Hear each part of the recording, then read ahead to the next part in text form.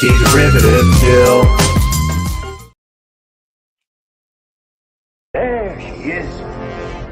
There she is. Can I offer you some tea?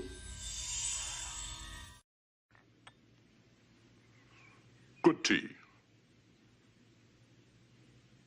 Nice house.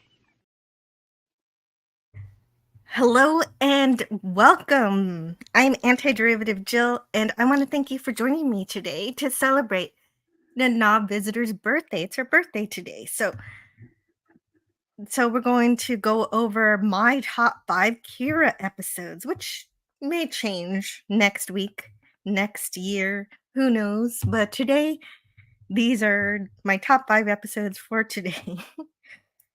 And so joining me today, I have Pleasant Valley Picker CA, who has his top 2 episodes. So once we get up to 2, he'll join in.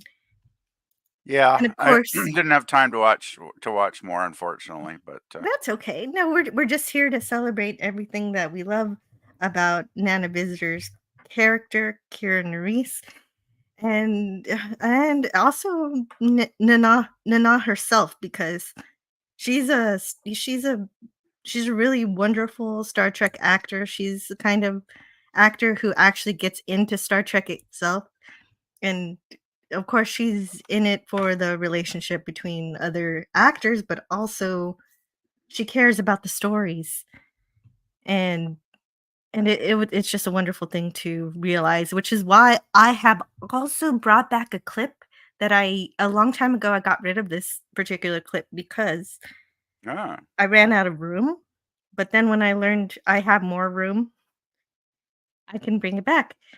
But before I play that clip, I just want to say I love the idea for having Kira as second in command on because having a non-Starfleet officer was so well done with Kira that of course we get it again in the next series, which is the prequel series, Star Trek Enterprise, with T'Pol. So it was a fascinating decision to go this route, and it also facilitated one of the themes that wasn't quite fulfilled in Deep Space Nine.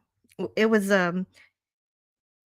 Kira was great to have as second in command because at first she was supposed to she was supposed to eventually help convince Bajor to join the Federation. But of course, at first, Kira is totally opposed to this. She's introduced with a fire that's never really put out, which is really great. But of course, we don't ever get Bajor into the Federation. She's an expert problem solver with great logic and strong leadership skills and focus. But before we get into that, I want to say hello to the chat. Actually, what I'm going to do is I'm going to talk about a little bit about Nana Visitor herself. But actually, I want to say hello to people who are here in the chat right now. Franco Walker says, "Happy birthday, Nana Visitor." Oh, and also, there was a medical emergency. Or maybe not an emergency, maybe a medical treatment. Franco Walker has become Borg. He went to the doctor and he apparently needs to be hooked up to electrodes for his back. Hopefully hopefully that helps you with whatever problem is ailing you, Franco Walker. I hope whatever the problem is, it isn't too serious. But I guess it can't, I hope you're having a better day now that you're back home with your medical equipment. And Berta Pre 5, hey, happy birthday, Nana. Yes, happy birthday to her. Hi, guys.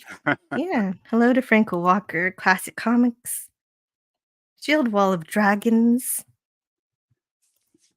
Edge of Time. Good times, Franco. It must be Filthy Friday. We'll see. Ah, yes, Barial's lover. Oh, no. See, none of my episodes. I know, man, he is very important to Kira's arc, story arc, character arc. But I have to say, I do not have any episodes with You that know, feature him in my strangely, top 5. I was thinking the same thing, Jill. I was thinking, I don't think that fellow will fit in with the top 5.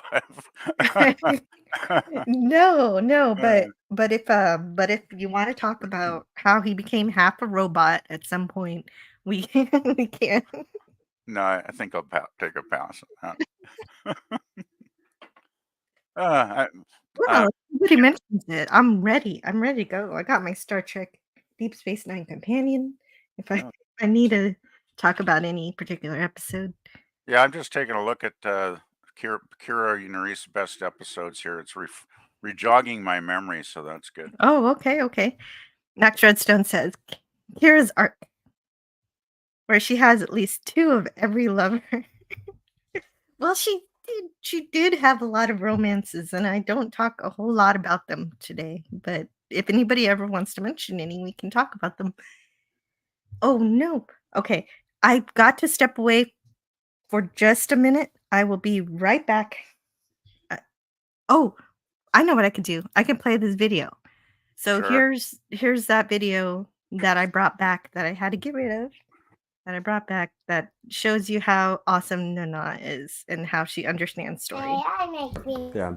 I wanted to go back to one of your original questions. What was so good about what did Star Trek do right? And Andrea Kindred was, I think, the executive assistant to Gene Kuhn on the original show. And I recently got to interview her, and she said something that I think was so important. Someone asked her, what was the best thing about Star Trek? And she said, it was entertaining. So it allowed a huge number of people in to listen to new ideas and concepts.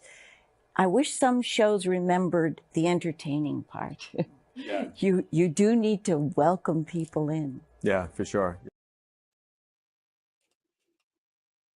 Yes, I do remember that clip. That was a good one. Hopefully, Jill's not going to be away Yeah. too long because, Yeah, oh, here thank here I goodness, am. I was thinking I'm going to end up talking to myself. It's not going to be very entertaining after a while, so that's good. Hey, Boy. Snortopoopas, Cuber. Oh, that Hello. reminds me a little bit of an update on Scotty R37's trip. He can't obviously be here today because he's on a trip, on a family reunion. Really? Oh, But he saw your cousins today.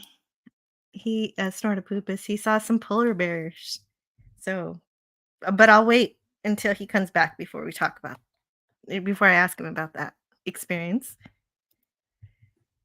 And hey, Edge of Time. Also, hello to Jim's Landscape. How are you doing, Jim?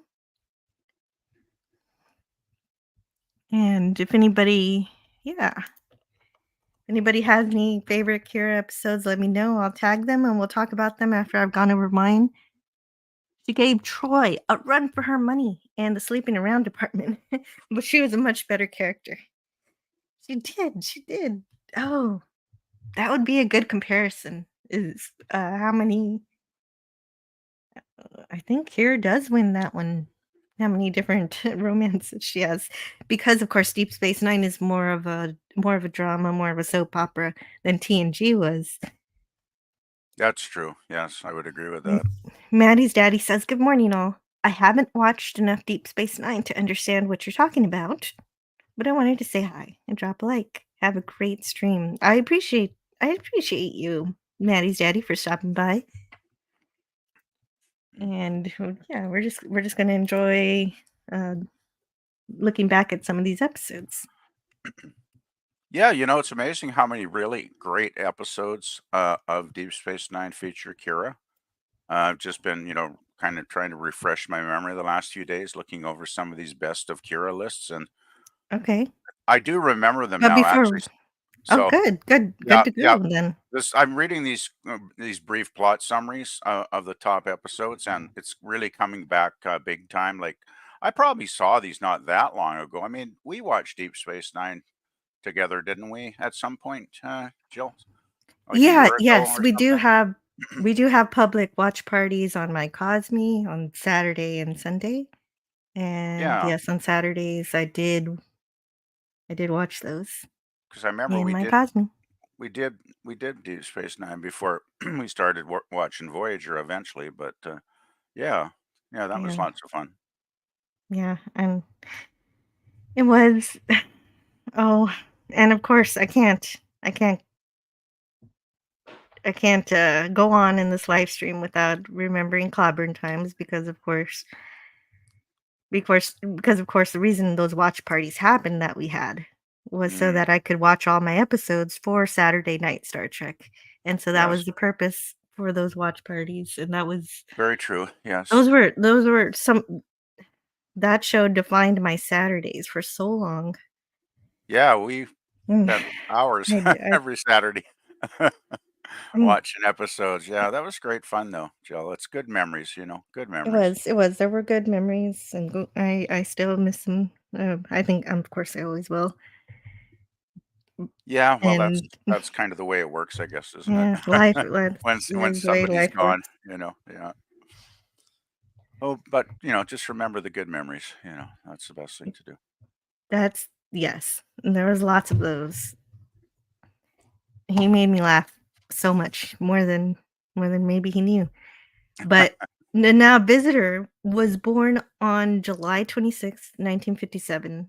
She's oh, okay, 1957. Let me see. 1957. So she's 67 years old. And Gosh, yeah. she's getting up there, actually, isn't she? I didn't realize she was quite that old. Wow. Yeah, she was born in New York City.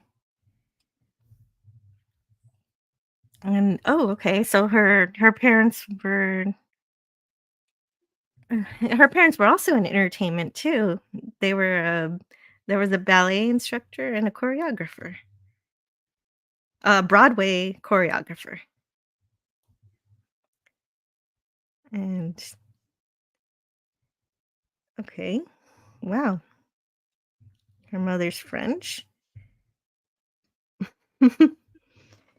Well, that And would explain the Nana in her name, kinda. It sounds kind of French, doesn't it? I always Nana. thought. Yeah, it's supposed to be Nana. And I remember being corrected on that one. I suppose, But yeah. My uh, clumsy pronunciation. well, apparently Avery Brooks made sure people pronounced her name correctly too. Yeah, well, that makes sense. I imagine And they hear yeah. their names mispronounced all the time, probably Oh, at for sure. conventions and whatnot. Or they're just called by their character names, which Oh, geez. some like and others don't. Yeah, that could get a bit annoying after X number of years, right? Like, Mhm. being called by your Well, fictional character name. yeah. Unless Still, you really identify with that character. well, I mean, I think it's kind of an honor when people come up to you and, even when they do that, I mean, they're not meaning it to be an insult, right? They're meaning it to be a compliment. Oh, I assume. So, you know, oh, her fans name are was fans. Tucker. Tucker, Her birth name is Tucker, not Tucker. And ah, Visitor is her it became a stage name. oh, That's something I didn't really know. I didn't know that Visitor just was now. an old family name on her mother's side. So Interesting. that's Hmm. fascinating. And then Wow. she she did she did some plays at first, and then she started on a soap opera, The Doctors, One Life to Live. Oh, she actually had a recurring role in that. Huh. That'd be kind of fun if you could find some of those old soap opera episodes just to watch a couple and just see, see the young Nana Yeah, in exactly. action on those. That would be kind of a hoot, I bet, actually. Mhm. Yeah, she had guest spots in a lot of TV shows. Mm, So, wow. I guess Matlock, Hunter. Oh, I don't know. Oh, The Twilight Zone. Hey, what episode was she in The Twilight Zone? That w- that Obviously the newer one, that'd probably be the the 1985. 80s. Yeah, the 85 one. Yeah, Yes. that would Yeah, make no, sense. I wanna go see that episode. Which episode of Twilight Zone was she in? of Nana Visitor? Let's find out. Why not, right? Sure. Okay. It says dead woman's shoes. Is that right? Huh. Wasn't there a Yes. Twilight Zone episode in the original series called Dead Man's Shoes? I wonder if it's like a Oh, rewrite of that one, a remake. yes. Yes, and then the other episode was Wong's Lost and Found Emporium. So I'm not sure. Oh, So this Twilight Zone episode had two stories. I So remember that one. she's in at least one of them. Probably just one. I remember the Wong's Emporium one. That was actually a pretty good episode. I don't remember the story particularly, but I remember it was a good, entertaining one. Okay, it says she was in the Dead Woman's Shoes episode. That makes sense. Yeah, it says a meek thrift store clerk is possessed by the spirit of a dead woman. And so that's the episode she's in. I don't know if she's anybody like that episode? I'm gonna go watch it later, maybe for her birthday. Yeah, I Oh, and don't Max remember that Redstone one. can't be here. He's gotta go. I must be Uh-oh. off. I have a service call to attend to. So let me say this. Nana, nana, nana, nana. Hey, goodbye. Oh, that's like the old hockey song that they used to sing during Yes, hockey rest in games. peace, Bobby. Interesting info, Jill. Right? Nana Tucker. Yeah, That's her no, name. yeah. I'm glad she changed her name. Actually, it sounds cooler. I think the name she picked, or her stage name. It is. Fun fact, Snortopoopus loves to eat dancers. And okay, so let me scroll up a bit. I'm a little behind. And Franco says, what does Franco say? Oh, he's saying hello. Stream Elements. Oh. The Stream Element avatar updated its avatar. Huh. Jim says, I'm okay, mowing 3 acres and wrapping up a fan film for this coming Monday. And looking for actors and actresses to be in the fan film. If you're interested in being in a Jim's landscape production, you could contact him and you can probably have a role. He'll find something for you. Yay! So Snortopus is responding to Scotty R37 meeting up with some polar bears. And he says, yay, did they eat him? Not that I know of. He seems to be alive still, which is good news. Fun fact, Snortopus loves to eat dancers. Oh my goodness, that would mean... Oh, nah, stay away from Snortopus. Most dancers I meet don't have a leg to stand on anymore. That's a good one. Sometimes the chat is very entertaining. Of course, Matt G. Hello, Matt G. Taylor Swift, greater than Disney, Star Wars, and MCU, and Doctor Who. Yes, and Agent Pepsi One is here. Hello. We're talking about Nana Visitor. Did anyone say dancing? Yeah, Nana Visitor's parents are dancers, and so I suppose she must dance too.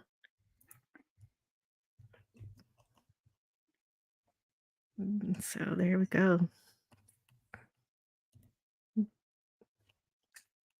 Let's see. So there are so many episodes, of course, with Kira in them, and I didn't realize it until I actually did it, but it's kind of difficult actually to come up with the top 5 for Kira because all of the episodes don't necessarily, it's not always just an Odo episode or just a Kira or just Cisco, because Deep Space Nine definitely melds the cast together in a way that there's some really cool Kira moments that are not necessarily a Kira episode itself. That's true. Like, well, that was one of Deep Space Nine's kind of its, one of its sub themes was, taking a story and having several characters, you know, in the story, plot threads, right? So it never didn't always center just on one character, though it did, of course, at times, like some of the Kira episodes. Hmm. So, so I guess let's get started on the first one. Okie doke. Let me share. I didn't take screen caps for this because I was going over so many episodes. Oh, But gosh, too bad you didn't take a few. Darn. Oh, okay. You got something here. IMDb has pictures. Hey, there you go. So the very first episode I'm choosing is His Way. Just based on your memory, do you remember what this episode's about? Uh, no, I have to draw a blank on this one, unfortunately, Jill. Okay, this is where Kira and Odo's romance begins. And I really like this episode. I know not a lot of people don't like Kira and Odo's romance at all, but I think it was a really simple and sweet, lovely episode. But you either buy into their romance or you don't. As for me, I do, and what better way to foster it than with with the semi-sentient hologram and Is this and the so. one with what's his name, the singer, the holographic guy? Oh geez, I can't remember the character's name. Uh, that's the guy I was thinking of. Yeah, What's yeah, his his name? Do you name's remember his name? I of forget. course Victor Fontaine. Victor Yeah, Fontaine. that's it. Vic Fontaine. Yeah, he's a awesome character. Actually, I always actually have a lot of fun watching the episodes he's in because usually they are kind of little lighthearted, quite often, and they're fun generally. So yeah, that's good. I think that's what really pulls up this episode is how fun he is. Mm, I think they're yeah. interesting. I do like Kira and Odo. Eh, I like their friendship because of their working relationship and how it begins in the first episodes. Well, that's the thing. It's based on their working relationship before they get personally involved. So that makes it much more believable, right? That, it isn't Hmm. just some romance that the writers cooked up out of nowhere. It actually is based on the characters' interactions, from early on in the show. So yeah, it makes sense. And I think it's well paced. I think this episode's well paced. And even though Kira already knows Odo's has feelings from a previous episode, there was a time travel episode called Children of the Gods or Children of Time or whatever it was called. Children of Time? Yeah, it was Hmm. something like that. And future Odo in that Oh, episode, future Odo oh, admits his feelings to Kira. hmm. And so but then again, that episode never happened, so did she ever remember that happened? I don't okay, wait, never mind. Well, Well, that's what. speaking of epic moments for Saturday Night Star Trek, that's the episode where Cobby, short circuits on um, whether he exists, whether whether they exist or whether they don't exist. And so some of the plotting there is really It confusing was and a time travel episode, I'm guessing then. yes. Yes, it was Yeah, a see, time this travel, is this is why and I it was the generally most don't like hilarious thing. I generally dislike time travel episodes for reasons like that one. It just Mhm. gets so convoluted so quickly unless you've got really good writers that can pull it off. I mean, occasionally I've been really blown away by a great time travel story, but I think it's a That really was hard not one thing. of them. Yeah, exactly. More often, I think time travel episodes fail rather than succeed. So, by the way, I just want to give a shout out to James Darren here, the actor, excellent actor. Um, he was also in the '60s show The Time Tunnel, which was a great sci-fi series, by the way, as well. Jill, just want to mention it. Oh, yes, wonderful. Yeah, Time Tunnel's really good. You should put that on your Does he sing in watch that one list. too? I don't think so. But it's a fun show and great special effects too, by the way. The time tunnel's very awesomely cool. Well, it's Irwin Allen, right? So it's some episodes are really serious and some are a little more goofy like Irwin Allen can be at times, but yeah, the better episodes are really quite excellent. So it's a worthwhile. Only lasted one season anyway. I think there's like 26 episodes in total. So it's not like that Oh, long to okay. So watch if it. I ever wanted to watch it, this not too much of a commitment. No, Agent Pepsi it's One a says, quick "I watch. love to dance." And could you please Cool. read this from Snortopoopas Cuber? Okay. Nana, Nana, Nana, Nana, Batman. Really? Something like that. Na na na na na na na na na na na Okay, na na na na na. yeah, I was trying to pronounce her name. I was thinking of her Oh name. yeah, na na na na na na na na na. Yeah. Okay, Oh well. makes Anyway. sense. Makes sense. We gotta go a little faster. Yes, I should have. I'm getting ready for Monday, my return to work. That's right, everybody. Agent Pepsi One is a teacher. She is educating our future, and she is getting back to it on Monday. Oh gosh, it doesn't look like she's totally thrilled with it. From the emojis. Well, Oh, poor I Agent do Pepsi know One. teachers. They have to. Put They up have to with get stuff. They have to get their. Well, the first thing is that they need to get their classroom ready. Yeah. Hey, my sister was a teacher, so I quite familiar with that. I used to help her actually every year get her classroom ready before the September classes started. So I'm quite familiar with all that stuff, actually, Joel.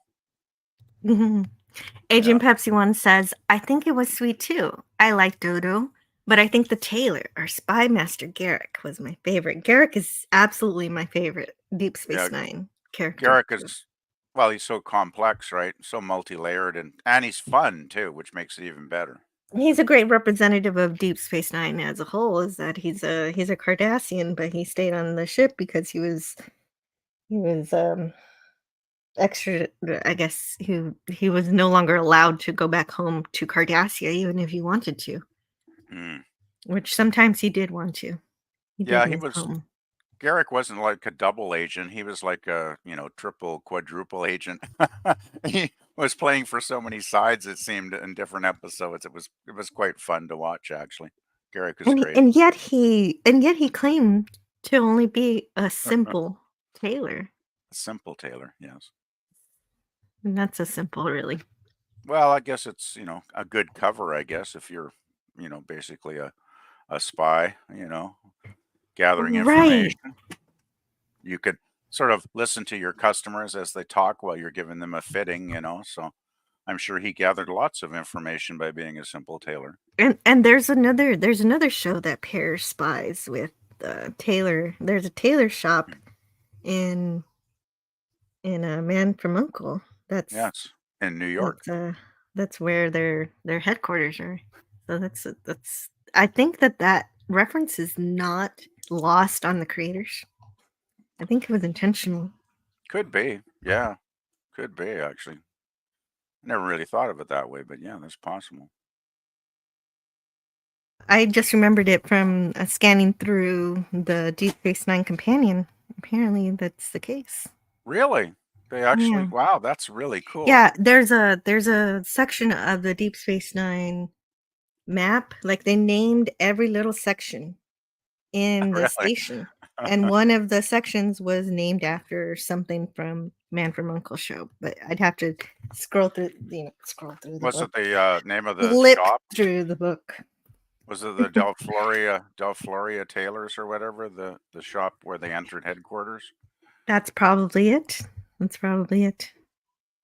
Yeah, yeah. Boy, Man from Uncle was a cool show. So about his way, Agent Pepsi One agrees. I think it was sweet too. I liked Odo, but okay, I read that one. They don't return until a week from today, but I have 4 days of meetings and professional development meeting. Waste of time. Oh no, you should be decorating your classroom, not having meetings. That doesn't sound fun. Yeah, that sounds like a lot of hours sitting and listening to people talk. Come on, ladies, says Snortopoopus. You have to admit that having a boyfriend who could shapeshift would be interesting. Yes. Yes. Well, the shapeshifting aspect is very interesting. Yeah, Yes, he I was. think that says enough. He was in Time Tunnel. Yeah, What did one he of play in Time Tunnel? he was the co-star. Actually, I'll just take a quick look at. I'll look it up here quickly, Jill. Just For sure. Well, the audience is interested. Please let us yeah, know. just give me a minute and I'll find it here. Was he one of the 2 American scientists? The Time Yes, he was. Tunnel is pretty good. He was the co-star. Let's see here. Time Tunnel. Agent Pepsi wants 6 months more vacation. If something Yeah, happens to my husband Steven and I had to marry a Cardassian, Garrick would be my choice. there you go. Okay, I just looked it up here on Wiki. It says Agent Pepsi. The premise is Project TikTok, a top secret U.S. government effort to build an experimental time machine known as the Time Tunnel.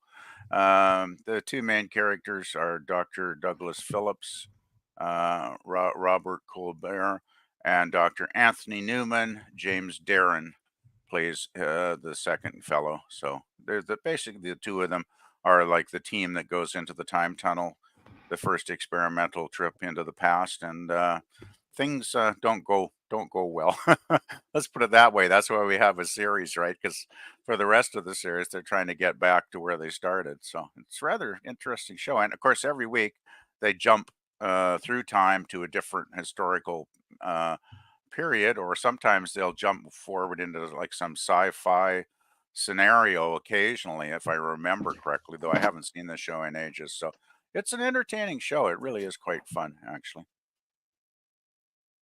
Actually, I could post this in the private chat for you if you'd like there, Jill. If you want to read later on.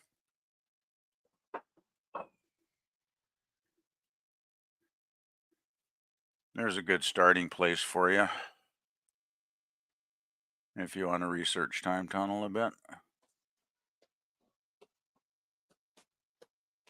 Yeah, sorry about that. I had to get a spoon for my soup. No worries.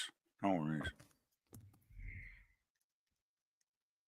So, yeah, so this episode starts with Quark convincing Odo to to talk to Kira because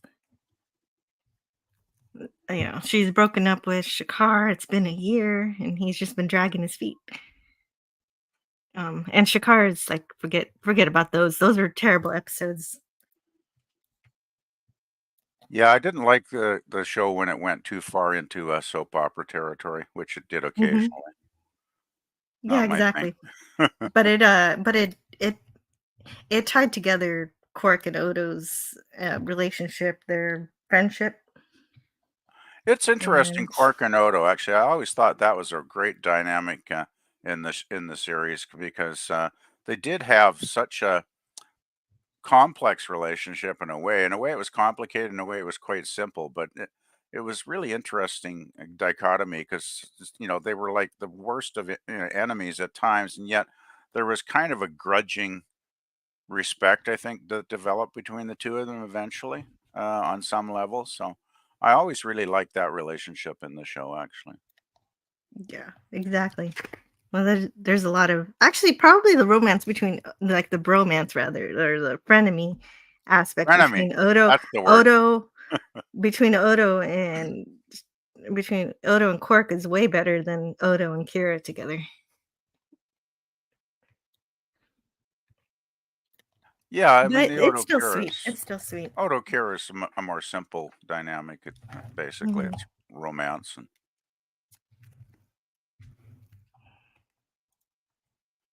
Let's see. Oh, yeah.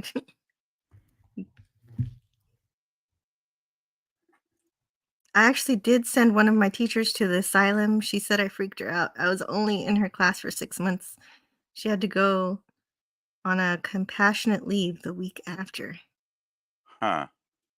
I don't even know what I did. It was on purpose. Let me see what the companion says.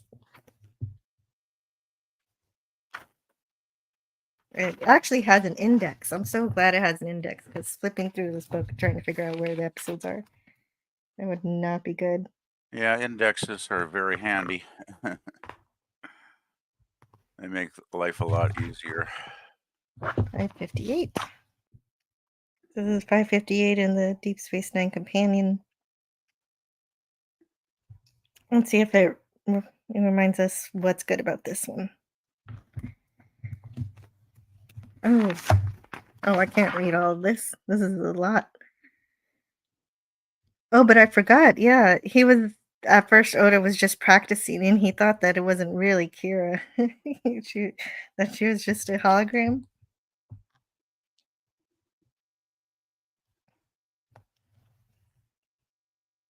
Oh, okay.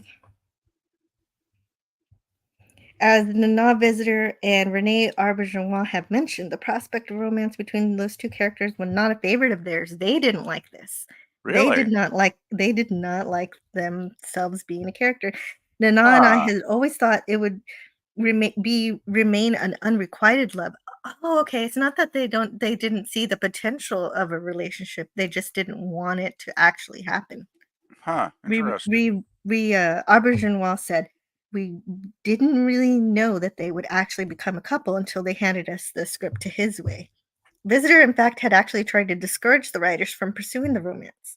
Really? She said, I'm not much of a fan of Kira and Odo being together, Visitor remarks, but they found a way to make it all make sense. I've always felt that I had to open my mouth and pick my fights.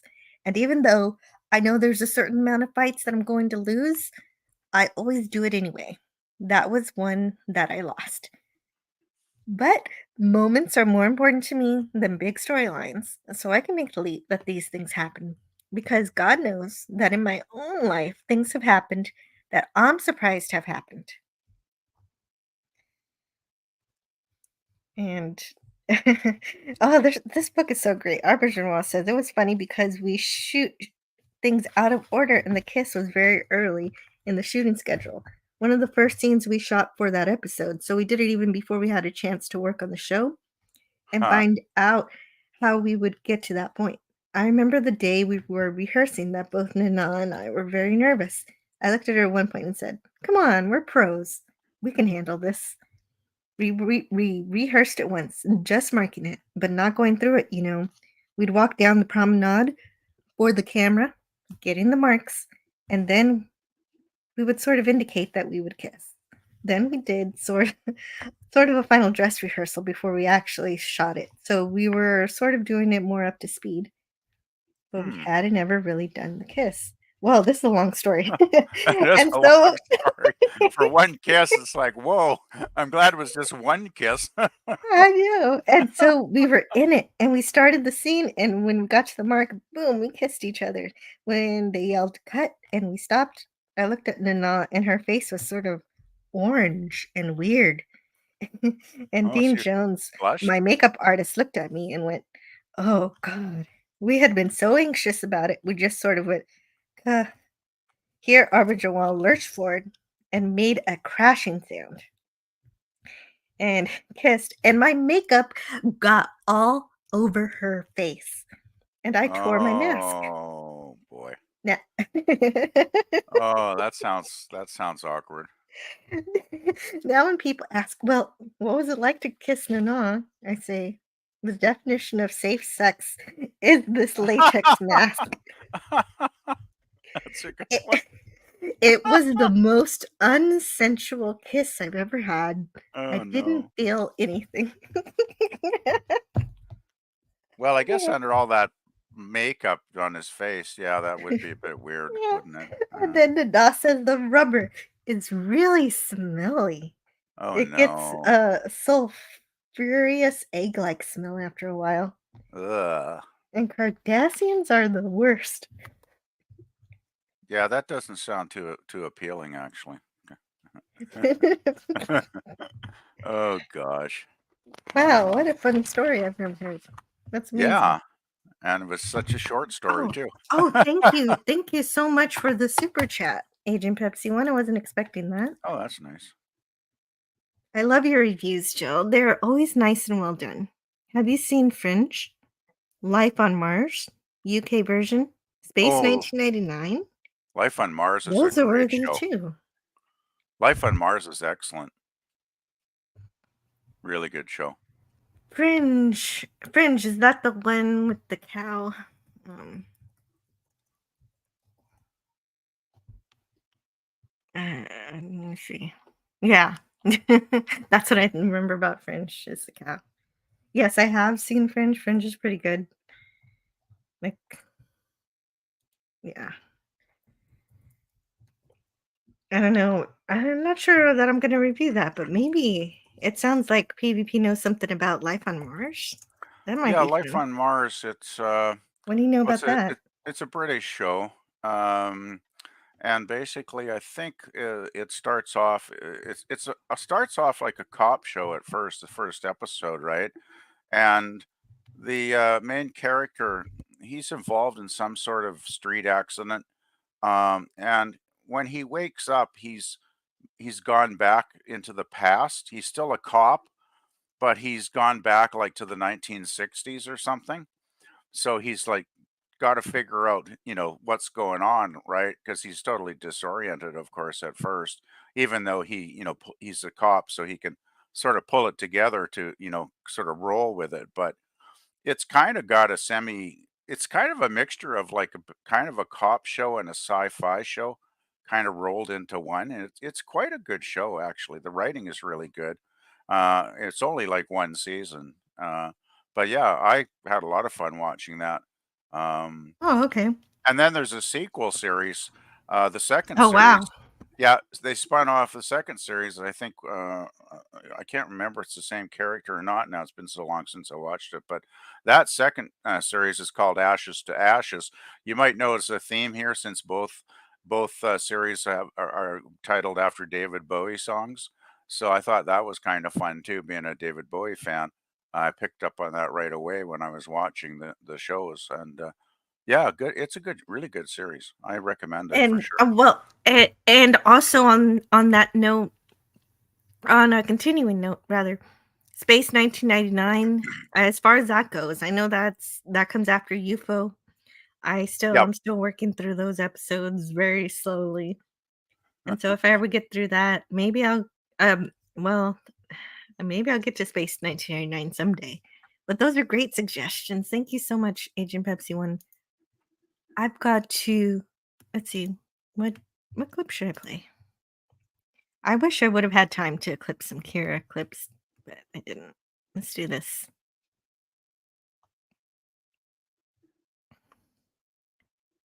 I'm sure the captain would simply have said, "Forget it, Bones." Don't you think you better check with me first? Captain. Jim! This unit is different. It is well ordered.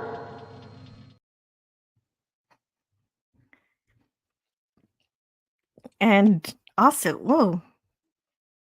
I hate when it jumps. Where was I? Let's find where I was. In here.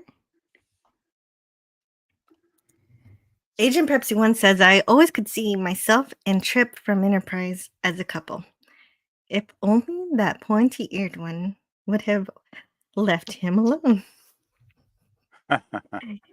Yes. There's a lot of massaging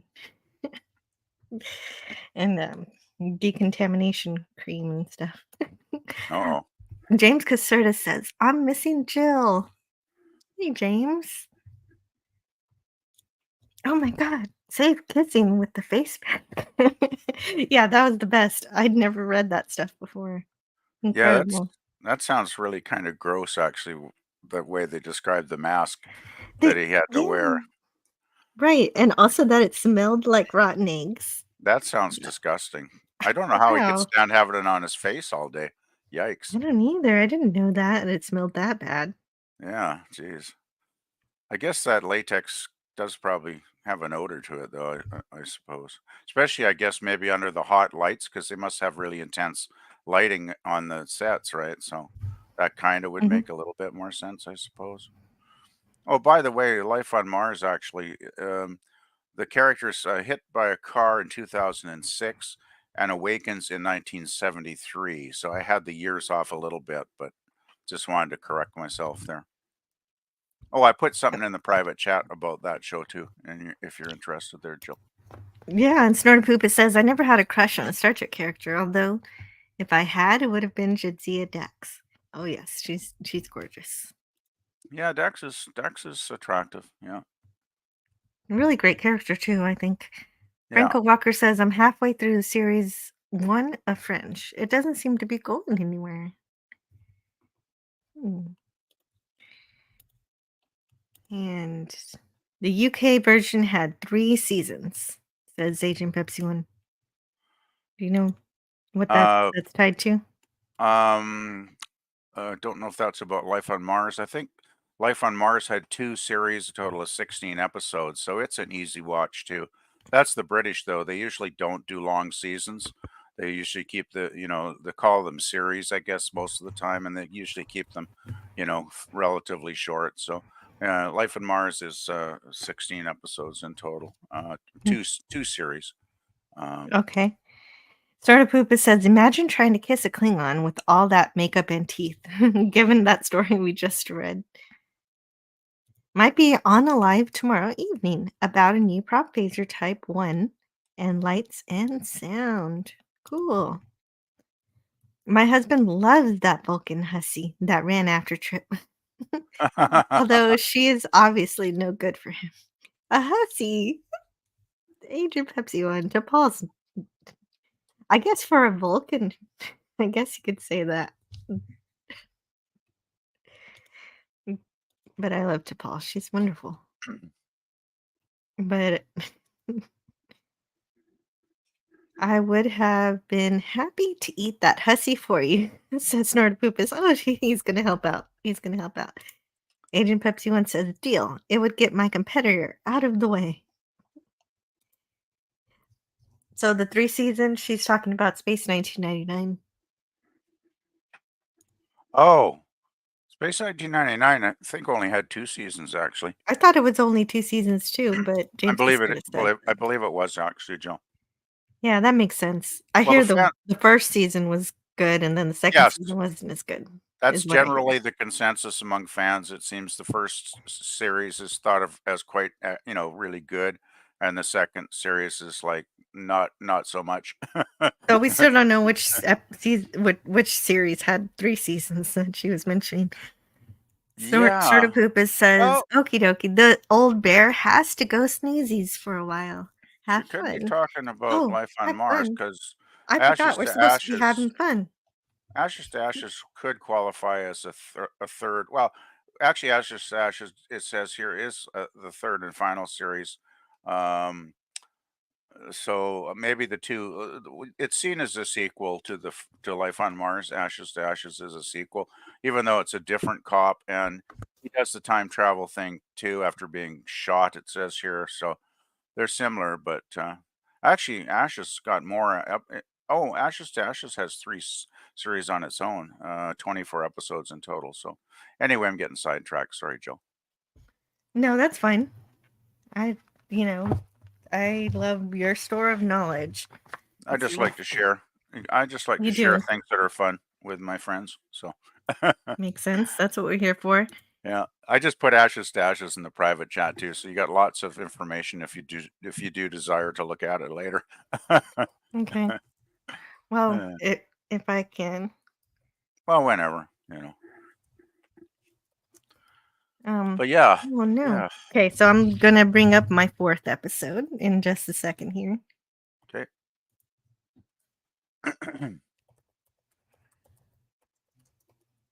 And I'll bring up the images from IMDb. Since IMDb has some pictures for us to look at to remember what this episode's about. I picked Sacrifice of Angels, which is the episode in which Deep Space Nine becomes Deep Space Nine again. For a while, it's Terra Nor. For a while, the Dominion takes over. And so this is the episode that... Yeah, unfortunately, I don't remember a lot of those later episodes. So yeah, and so I'm going to read a few of the synopsis of it. But it's a series of episodes where the Dominion takes over the station, and Kira has to deal with Odo, having an affair with the changeling, with the female changeling. Is kind of weird and kind of gross, but it's like there. I like this series of episodes. It's actually the basis of the poll today because I had difficulty choosing between these episodes. I actually like them very much. See where the Yeah, poll is. I didn't vote in Oh, the I didn't. poll because I don't remember those, unfortunately. But I actually Okay, have so a top four. I've decided on a top four because I've jogged my memory enough by looking at a few synopses. okay, after we talk about these episodes, I'll ask you what your top 4 episode is, Sure, and we'll talk sounds about good. it. Yep. Right now, people can't choose the episode either. It's I put in a poll in the chat saying Kira dealing with the Dominion occupation gave us 4 episodes that she shined in.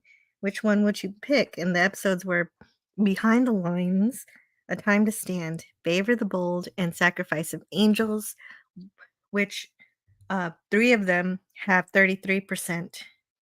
All 33%. So it's a tie, 3-way tie for all 3 of the episodes except for Not a Time to Stand didn't get any votes. So that explains how much difficulty I've had making that choice myself. Mm. Because those 4, amazing. Amazing time, I think. Yeah, there's a lot of good Kira episodes, so it's not an easy thing to choose. So let's go over a bit of those.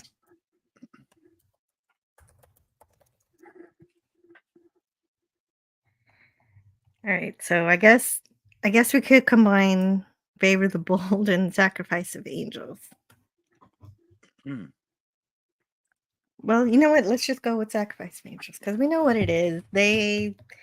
They're trying to take back the station, and they get caught, and they have to be imprisoned. And Rom, and they've got to work together to figure that out. And meanwhile, Odo's messing around with the with the female changeling.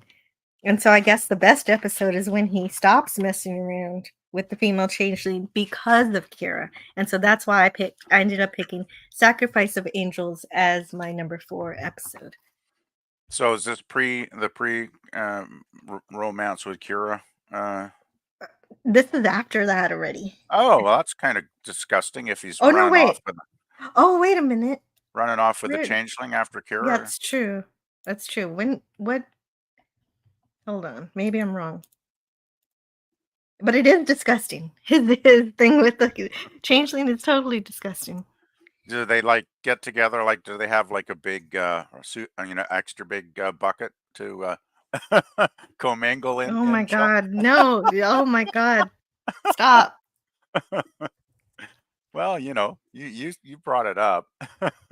I did. This is it's part of the plot, and it's the worst part of the plot. That is kind of gross, though. I gotta say, it's not putting a good image in my mind when I think about the Okay, plot. his way comes after all this. So, so it's not before. So it's not cheating or anything. That's good at least. Yeah, that'd be pretty tacky if he was cheating on Kira. Yeah, but oh my god, it's so nasty. It is. Okay, it is. It's pretty gross. Or maybe I'm being specious towards changelings. They've got. I mean, they're all together, and it kind of messes up your image of the Great Link, because the Great Link is all of the changelings all together all of the time. Yeah, so and that's kind of what connotates just being together as a I don't know how they can function. I've always wondered how they can function when they're all commingling on the planet like a vast ocean of changelings just all floating around together. It always seemed like a super weird concept to me. How weird. They couldn't be individuals. They seem to be individuals, but how could they be individuals when there's millions of them all commingling constantly. Like, I always They're found it to be both. an odd They call concept. themselves. Well, that's what they call themselves. They call themselves the Notion, and then when they become individuals, they call themselves the Drop. Like one of the drops Oh, okay. Yeah. has separated. It still seems a bit strange. I don't know. I Oh, it's mean, absolutely weird, and this makes it even weirder because what makes the difference between just linking normally and linking romantically? But I guess changeling babies have to happen somehow. And I don't really need to know the details. yeah, that's the thing. Do changelings, do they ever state that changelings have babies or? Yes. They Yes, did, huh? changeling babies exist. Okay, that in There's itself is another weird concept for me yeah, to grasp, there's but a oh well. episode where Odo almost becomes a dad. Oh, And wow. because there's this a baby changeling ends up on the station and he tries to Oh, nurse it to health. I do Remember? remember that now. Yes, I remember hmm that. Which is a really Wow. good episode. Yeah. Still, I don't know. It seems like changeling physiology is, I don't know. It's kind of like, I don't know. Like, it just seems kind of semi hard to believe. What's hard to believe about a alien species that changes shape indiscriminately? No, it's not that. It's just like the whole biology. Like, it just seems if they're all together, millions of them, hundreds of millions of them, how many there are floating around together, then when and why do they decide to have babies? Like, I'm not even sure about that. Like, I don't know. I don't want to go off Well, on a tangent. like any species, they have to propagate in some way Yeah, because so mm, changelings have a lifespan then, is what you're saying? They need to I think re- they eventually need to they do. replicate somehow so they don't die off as a species. Clearly they live longer than a humanoid species, but how long they live, I'm not sure. Yeah. That's a good question. Hmm. Yeah, that's the thing. Actually, it's unfortunate that they never maybe had enough But time to actually, go to explore the changelings, but oh well. before we get into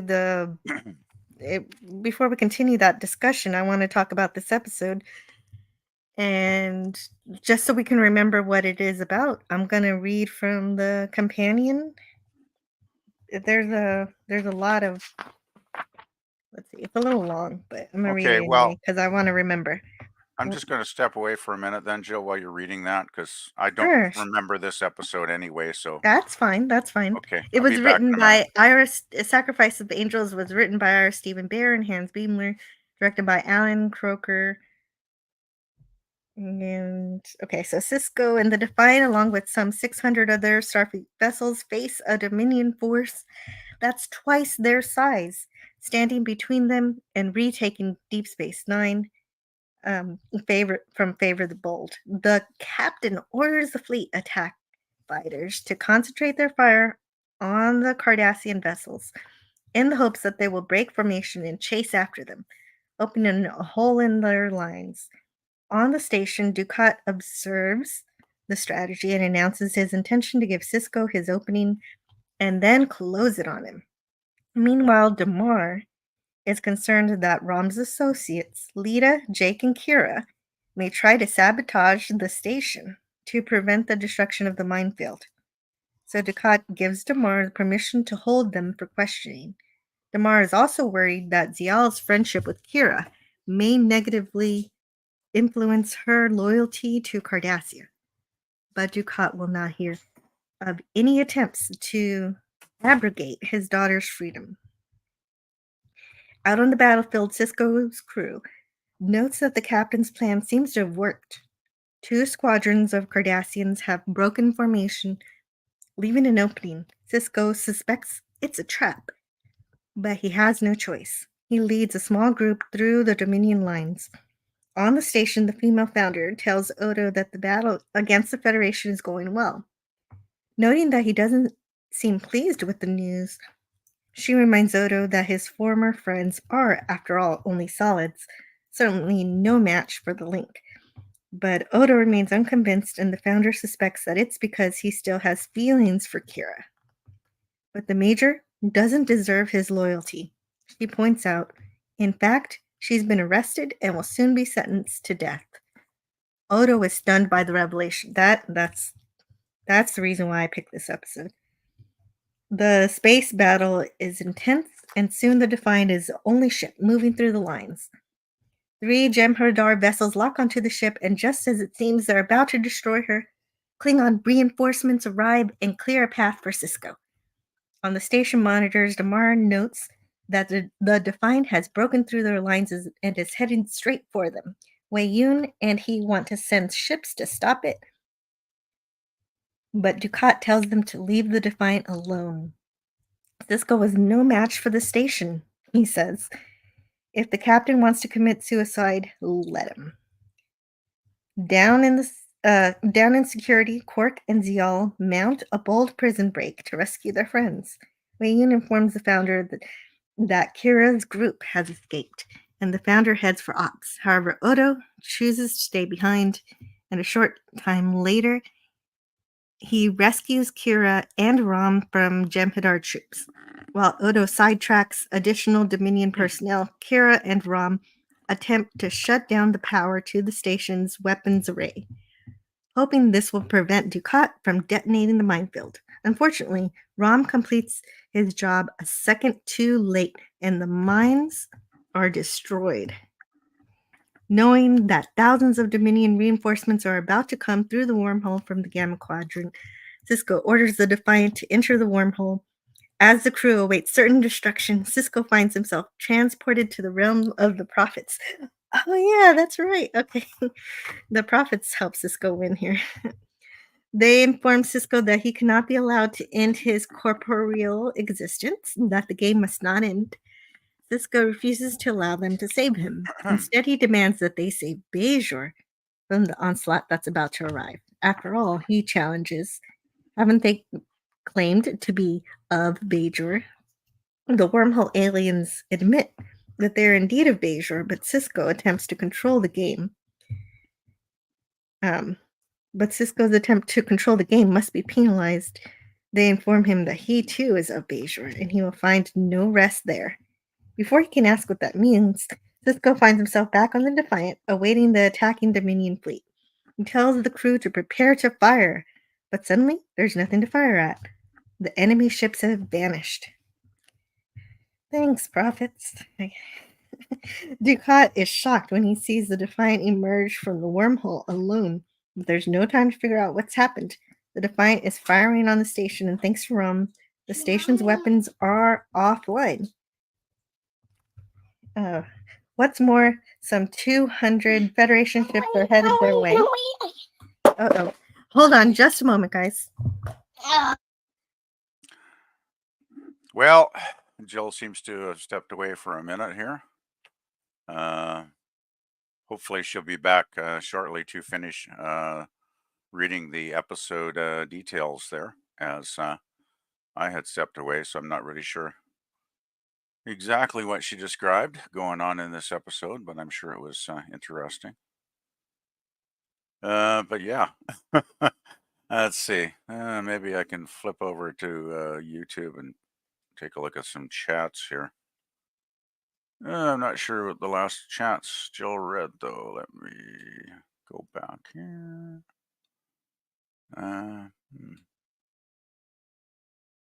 Okay, hello? You're back? Oh, that's good, because I was Yes. just going to desperately begin reading some of the chats Oh, well, to keep things that's going. okay. But I Okay, we didn't. should read the chat, but I started reading this, and this is a long story. So Yeah, I gathered but that. no, but this is good to remember. This is good to remember. This is the episode, of course, where Sisko, where Deep Space Nine is saved because Sisko gets in touch with the Prophets, and the Prophets are like, no, we don't want it. It's pretty apparent that the Dominion should win this, but they're not going to win it because we decided. Yeah, well, I gotta say, I do remember that part of the episode, and I was getting all, excited about a nice big space battle. And then Uh, it's like, uh, nope, sorry, no space battle today. You know, yeah, like you're out of right. luck. Okay. Sorry, viewers. And I was just like, what? I was not happy. Let's put it that way. Even though, I mean, I'm sure, Well, you let know, me finish this since I started it. like, Ducat is why didn't shocked the? when he sees. Okay, sorry, Joe. Go for it. That's okay. Ducat is shocked when he sees the Defiant emerge from the wormhole alone, but there's no time to figure out what's happened. The Defiant is firing on the station, and thanks to Rom, the station's weapons are offline. What's more, some 200 Federation ships are headed their way.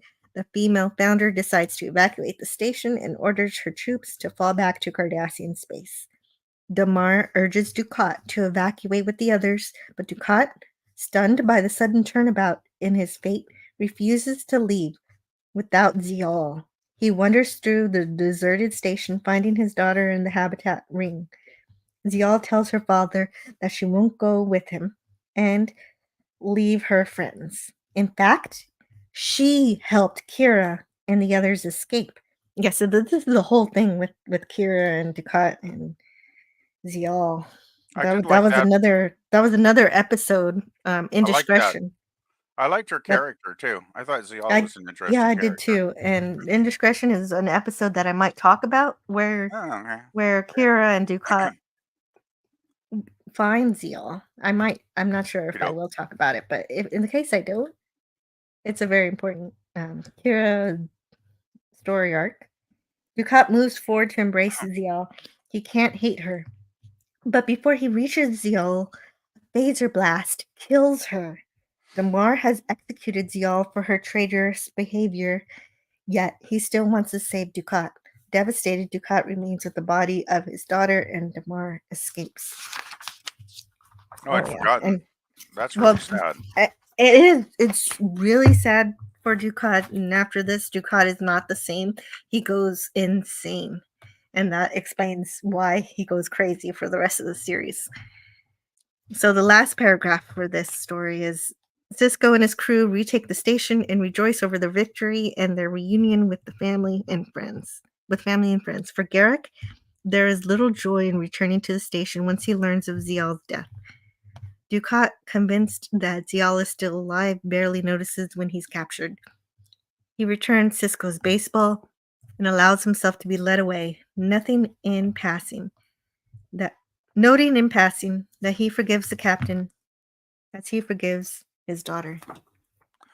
Yeah, that's kind of sad. I mean, I forgot the part about Garrick and Zial. That they had quite a thing going for a while there, didn't they? If I Mhm. remember correctly. And that's really that makes it even more sad when she dies because Garrick, I imagine, was devastated by that too, if I remember.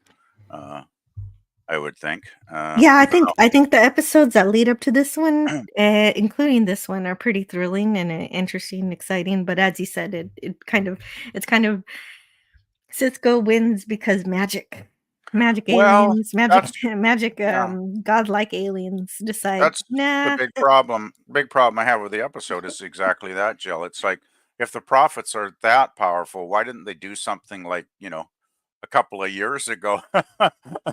Or maybe when their occupation was happening, maybe they should have like just made a few hundred Cardassian ships disappear at that time too. Like I just I don't like it when they just have magical, it's like what do they call it, a MacGuffin or whatever, where it's like something at the last minute. Everything's fine, no worries. It's like magically all the build up of the episode has been solved now by this one thing that the writers decided to throw in, and I don't really like it when they do that in stories. I don't know. It's just the prophets are just a weird thing in general. They never make any sense when they're talking. They're always speaking in riddles. That was one part I thought maybe the weakest part of Deep Space Nine was the religious undertones running through the show at times. I thought, I gave them credit for trying to explore religion, a little more, but quite often it just got to be kind of simplistic, and the religious leaders were shown, to be like self-serving, jackasses or whatever. So it didn't seem to be a overly thoughtful exploration of religion per se. It was just more like just like, they needed Yeah. some adversaries, and so they threw in some of the religious folks on Bajor, and yeah, so Yeah, well, that was a theme for the series from the beginning, but yes, that's not my yes. favorite aspect of the series itself, and Mhm. that's why a lot of Kira episodes are also not my favorite, 'cause they ramp up those elements, especially with Belial and all that, which Yeah. is sometimes tedious, It, but it this episode is, I think it's incredible because even even with the prophets, saving the day at the last moment, it it's still good. yeah. I still enjoy the stuff between Ducat and Wayun and all all of the stuff. And Odo, okay, so the reason I picked this episode is number 4 is because Odo finally breaks the manipulation he's been under thanks to his love for Kira, and that's what does it. So why don't you tell us about favorite Yes. I have a your 4th favorite episode while I take a look at the chat and see where I am. Okay, I have a nice little synopsis here. So since you decided to read that one, I don't think it'll be too outrageous if I read some of this, Jill, if that's okay. Uh, my fourth one here is The Darkness and the Light. You remember that one? If you're still with us. Hello, Jill. Oh gosh. Yeah, I'm not yeah, okay, tell me about it. Yeah, number four, The Darkness and the Light. Um, Akira is targeted by a serial killer who begins killing off members of her old resistance cell. She's pregnant and vulnerable, and feels somewhat, helpless. Since someone is beginning to kill off her friends from the resistance one by one. After each murder, the killer begins sending Kira recorded messages using her own voice to taunt her. It's clear that he has a vendetta against Kira. And when 2 of her oldest friends are murdered on the station in an explosion, Kira breaks down and tearfully recounts her childhood growing up in the occupation and her decision to join the Bajoran resistance at 13 years old. Um, Overcome with the grief and rage, she beams off the station and decides to go after the killer. In a runabout, she is captured by the killer and taken to a new location where she wakes up strapped to a table, pinned down by a spotlight. And, the man with a scarred face skirts the table, ranting and calling her a vile creature of darkness. Um, the killer turns out to be a Cardassian man named Silaran Prin, who was a civilian living on Bajor during the occupation that was burned and disfigured in a bomb attack set off by the Shikar resistance cell that was used to assassinate Gul Pyrak, I guess it is here. The bomb used to assassinate Gul Pyrak was so powerful, it not only took out its target, it also claimed over 12 lives in total, and including Pyrak's entire family, and crippled over 23 workers who worked as servants in Pyrak's household, including Prin. Prin sees himself as an innocent victim of the terrorist attack, which he, thinks of it as, because he was not a member of the Cardassian military. But Kira disagrees, refusing to feel Oh, sorry yeah, you definitely that show your innocence when you're just indiscriminate you're killing all of these people. exactly, and it's like she refuses, of course, to feel sorry that he was injured in the attack, and defends her actions, in the resistance cell, arguing that Pyrak was a terrible man who deserved to be targeted for his murdering of Bajoran farmers who refused to fly the Cardassian flag outside their homes. Anyway. Um, it goes on here. As Okay, far as so she's concerned, none of them belonged on Bajor, and they were guilty and legitimate mhm. targets. Anyway, that basically, I guess, at the What end, did you she, like of about this course. episode? Well, I just like the slow build up, the suspense, as her, old resistance cell friends were being targeted and murdered one by one. I thought Well, it was right, and she's also on that list, and so yeah, and I thought it was very that well culminates. done, and I just overall thought it was an entertaining episode. And the thing is, the Cardassian fellow that's doing the murders and seeking revenge for what was done to him, he feels, of course, in his mind, totally justified because he's thinking of himself as an innocent As the victim, since victim, yeah. as he wasn't Yeah, he thinks military, he mhm. was just civilian population, right? But that's the thing. It's like when you're fighting a war, civilians, are collateral damage. I mean, civilians get, killed, and harmed, and disfigured as well. So it's like a nice little look at, the ugliness of war, that there's nothing cut and dried about it, that either side, you know,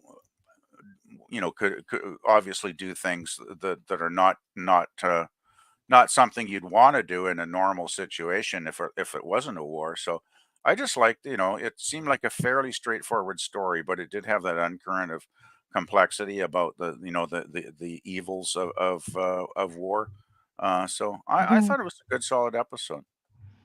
Yeah, and a lot of it, as in the title suggests, there's a lot of it shot in the dark. It's a very dark drama episode dealing with those issues of And it also points the out T too. word, yeah, It also terrorism it also points out and too, all though, that. Joe, that even years after the conflict is officially ended, there's still the ramifications from the people involved that still hold grudges and still, let those old hatreds, take hold in their heart, so to speak, and they're not going to let them go. And so there's still going to be negative ramifications for years and years to Yeah, come, even yeah, after the war is ended. and what makes it a little more dramatic is also that Kira's pregnant and dealing with this kind of thing right Oh, now. that So it's too. not just her life that's in danger, Yes, but also Yoshi's yes, life. And hello, yes. I want to welcome Bird of Prey 5. Hello world, it's Bird 5 Oh, hi, Kapla. hi, Bert. Kapla. Ah, Hey, Hello. I heard you guys talking about this episode. I just yes. wanted to remind you, this is also that along the time that, she's pregnant, but it's with O'Brien's baby. And so Yes. Miles is there and he's, his family is in danger because of all this that's Yes, that's going on right. with Kira. Yoshi is in danger. Yeah. Molly's brother. And, well, not even Molly's brother, I was worried about his whole, the whole O'Brien family. I mean, Kira's living in his quarters at this time because she's pregnant That's right. with him. That's And true. Yes, this is yes. also during the time that they're having their awkward moments, um, Kira and Weird O'Brien, feet rubs and stuff. that, Oh yeah, I you remember know, that now. they're, Oh jeez. yeah, this whole, their, um, Keiko is pushing them to be closer than they're comfortable being. And it's a very awkward time, which I always thought was a really good part of the show.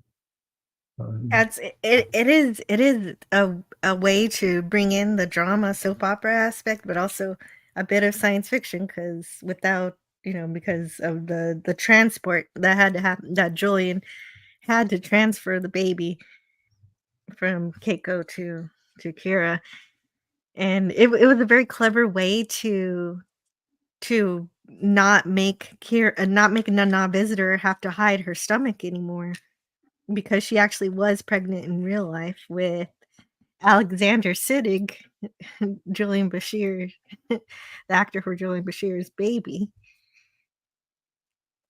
Oh yeah, Yeah, excellent yeah, thing to do. yeah. It was really, Excellent choice. it was really smart actually, and it it worked in for her in real life and worked for the character and worked for the episode. So yeah, Yeah, that was all really good, actually. Yeah, so this episode does highlight that very well connected. So I just want to go back to the chat because we've been talking for a bit and I haven't looked at it in a little while. So, oh yeah, Snartapoop has had to go take a nap. Let's see what's going on here. Kira is a great character, but my second favorite Bajoran, Cedo Jack Sabine, my favorite. What? Hold on. Who's that? I don't remember that character. Let me check. Yeah, the name doesn't I don't come know to who that mind. is. Oh, it's from Lower Decks. I'd have to wait. Is it from Real Star Trek? First Duty. Oh, Next Generation. Oh, okay. Okay, so it is in Real Star Trek. The First Duty. So she was a kid. Oh right. That's the episode where they did a formation and one of the kids in the squad died and then only one of them didn't get to finish Starfleet Mhm. Academy for that. That was like a Wesley episode, wasn't It it? was a Wesley episode. Yeah, Wesley Okay. lied and someone died is what I call that one. So okay. That sums it up nicely, actually. And Uh, apparently Mark Harkness likes that character for some reason. Wasn't Slato the Bajoran from the Lower Decks episode? Is she? The Lower Decks TNG episode. He Let's see. was Picard gave her a second chance. Oh, because Worf, of that. Oh, you know what? yeah, That makes Worf. sense. Worf Shoot her was out. He'd shoot her out. yeah, Worf was fighting her blindfolded Oh, that's until she right. realized that was she was being judged unfairly. That was kind of And, Worf was kind of a mentor and she for ended her. up dying. She did. It She was put her really life. tragic. That's why she was a hero figure. She was. Yes. Um, Yes. Oh yeah, yeah. Lower Decks is a really great TNG episode, and Yeah. it was really unfortunate that happened, but definitely she did the right thing. Yes. All right. Well, very good. Thank you, Mark Harkness. DJ Play Nice says my favorite era is Thin White Duke, and Station to Station is a good album. Oh, DJ Play Nice is talking to PvP about David Bowie. Yeah. Station to Station is very good, but I'd put Ziggy Stardust at the top personally. Oh. He's got so many great albums though, from 1969 through 1982.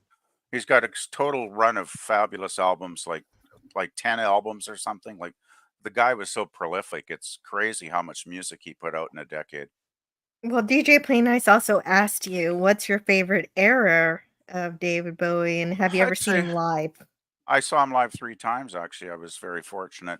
My favorite era was the Ziggy Stardust era in the from around 1972, I guess it would be, through about 73.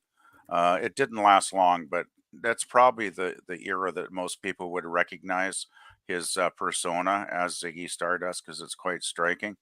I saw him 3 times. I was very lucky. I got to see him in the Serious Moonlight tour the first time in the early 80s at BC Place in Vancouver. It was the first concert they ever had there, and they actually sold out the concert I was at. There was like 50,000 people in the stadium that night. They sold it out, and it's still probably my best concert of all time. It was absolutely amazing. David looked great, just such class, the clothes, the fabulous, gigantic stage show, the just a fabulous band. Like he always hired the best professional musicians he could get in all of the various bands that he formed over the decades. So yeah, it was a fabulous concert. And the third time I saw him was the last time he played in Canada, I believe, on his reality tour. because shortly afterwards he went back to Europe, and it was, I think, about 6 weeks after I saw him, he had his heart attack on stage, and that was the end of his touring career, basically. Due to his health, he basically had to, cut off the last few Oh, shows of the tour, and yeah, so well, yeah. I'm sorry about that, but at least you got to see him. He was fabulous live. Every time I saw him, Mhm. Jill, he was a great performer, musician. So, Bird of Prey 5, you said that you would add Rocks and Shoals as one of the best Kira episodes. Yeah, Did you want that's to talk always about that one? Rocks and Shoals for me is one of my all-time best DS9 episodes. When I go back and that scene where Yedek Rasim hangs herself, and just with a sign, evil must be opposed, and jumps, and it's like, oh my God, like that really hit me growing up, seeing that episode for the first time, and then watching it in repeats afterwards. It was like, wow. I get it. I mean, and she asked Kira's like, well, what are you going to do to fight this? And Kira's like, there's nothing to do. And this woman, she's like, I see. So rather than give up, and rather than give in, when there was nothing left to do, she was like, she still needed to make a statement, and her sacrifice worked. Her sacrifice actually did work. So I mean, at first it's like, well, you don't want to tell people that you should just, you should ever, suicide is, growing Yes, up, the you'd Vedic. never want to say, yeah, like, The Vedic did. nobody should ever turn to suicide. But here it is, and with nothing left to do, he turned to suicide, and it worked. And Yeah, it the was a Vedic wanted to dirty, hold a protest, yeah. but Kira told him, no, that's gonna cause trouble, and we can't fight just yet. I mean, this Vedic, Kira, what was the Vedic's name? and Do you she had remember? turned it Vedic Yasim. Yes, Sim. Oh, okay. Yes, Sim. Thank you. No fun. And yeah, okay, I Kira, remember this now. Kira turned out she was everything she had turned out to hate. She became a collaborator. She was making excuses for the. The other thing is, was it really an enemy? The Dominion, although they were evil, they clearly they had not. They were still friendly with Bajor. They hadn't done anything to cross Bajor.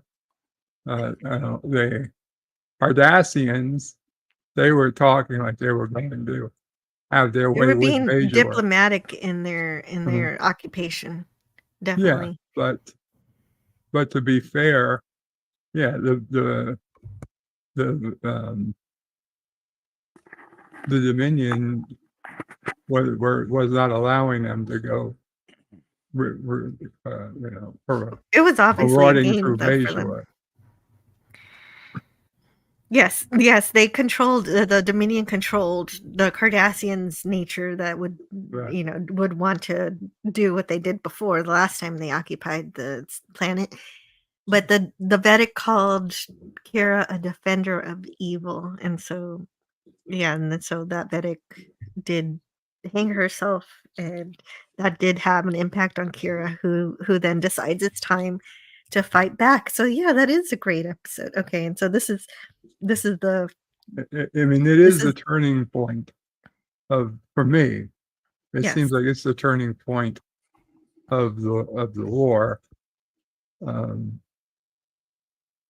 at least in terms of the resistance.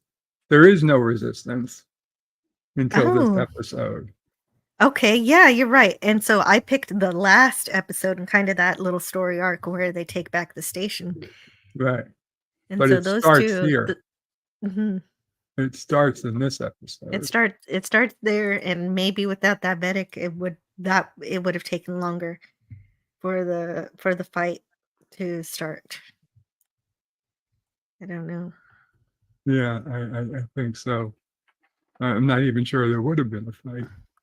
Because after that, after Vedic Yasim kills herself, that very next morning, Kira's day, she gets sick when she realizes, how much she had come to actually just enjoy her day. She used to have a routine. The whole point of the episode was we see Kira's routine prior to Vedic Yasim, and she's actually having like a You're part of the tribe. You're a scandal. Get away from me.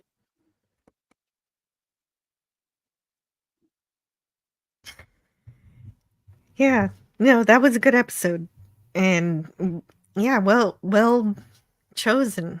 I missed that one. So there are 5 episodes that are very important, and that's the first one. And Sacrifice the Angels closes it, and all the ones in between are really good too. It's just really good. It's not officially a 5-parter, but it might as well be.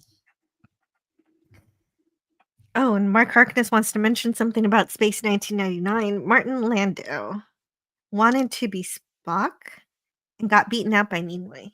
Landau got Mission Impossible, left in a huff. His role in hand was replaced by Nimoy's Mr. Paris. No, going back to those 5 episodes, 2 changelings, 1 bucket as a parody of Oh, 2 boy. girls, 1 cup. Oh, gosh. Wow, Gavin Blackburn, that's incredible. I can't add anything to that. That needs to be a meme or something. Well done. DJ Play Nice says, only saw him 3 times. Glass Spider, Tin Machine, can't remember the year, in 2004. And so DJ Play Nice saw David Bowie 3 times too. Oh, awesome. Yeah. And in Chicago on the A Reality tour. Yeah, same tour I saw. Yeah. Yeah, it was a really, Bowie was like getting into his probably, gosh, I don't know how old he was, probably late 50s when he did that tour. And you sure wouldn't know it because he still looked great. He was still slim and trim and he's still looking really good for a man of his age. And he had all the moves. He was still very active on stage. And he still Yeah, that's really sounded great. great. Great voice. So Sorry, Mark I'm getting Harkness says, did Duet get listed? Duet is coming up. It's on my list. It's on my list too. Okay, On we'll my list see. as We'll well. see when it. Yeah, we'll see where we put it. Yeah, the top 3 were pretty easy for me to pick, actually. Yeah, top 3 are next after I get back in touch with the chat here. Yep. Show was too religious and mystical and fantastical. Yes, that's a very understandable opinion that a lot of people share, and I definitely understand that perspective and agree with it sometimes. Nimoy went from taking orders from a guy named Jim immediately to taking orders from a guy named Jim, says Mark. Oh, yeah, when he went to Mission Impossible. Yeah, I never that really makes sense. watched that show. It's a good show, actually, Jill. And Nimoy was in 2 seasons of it, so. Get the bad guys to fight each other. Yeah, that's always a good way to go. And immediately after Sacrifice of Angels, Mark says, Cisco finally sees the mission report on the Viridian 3 incident, realizing that Picard managed to lose the greatest hero in Starfleet history.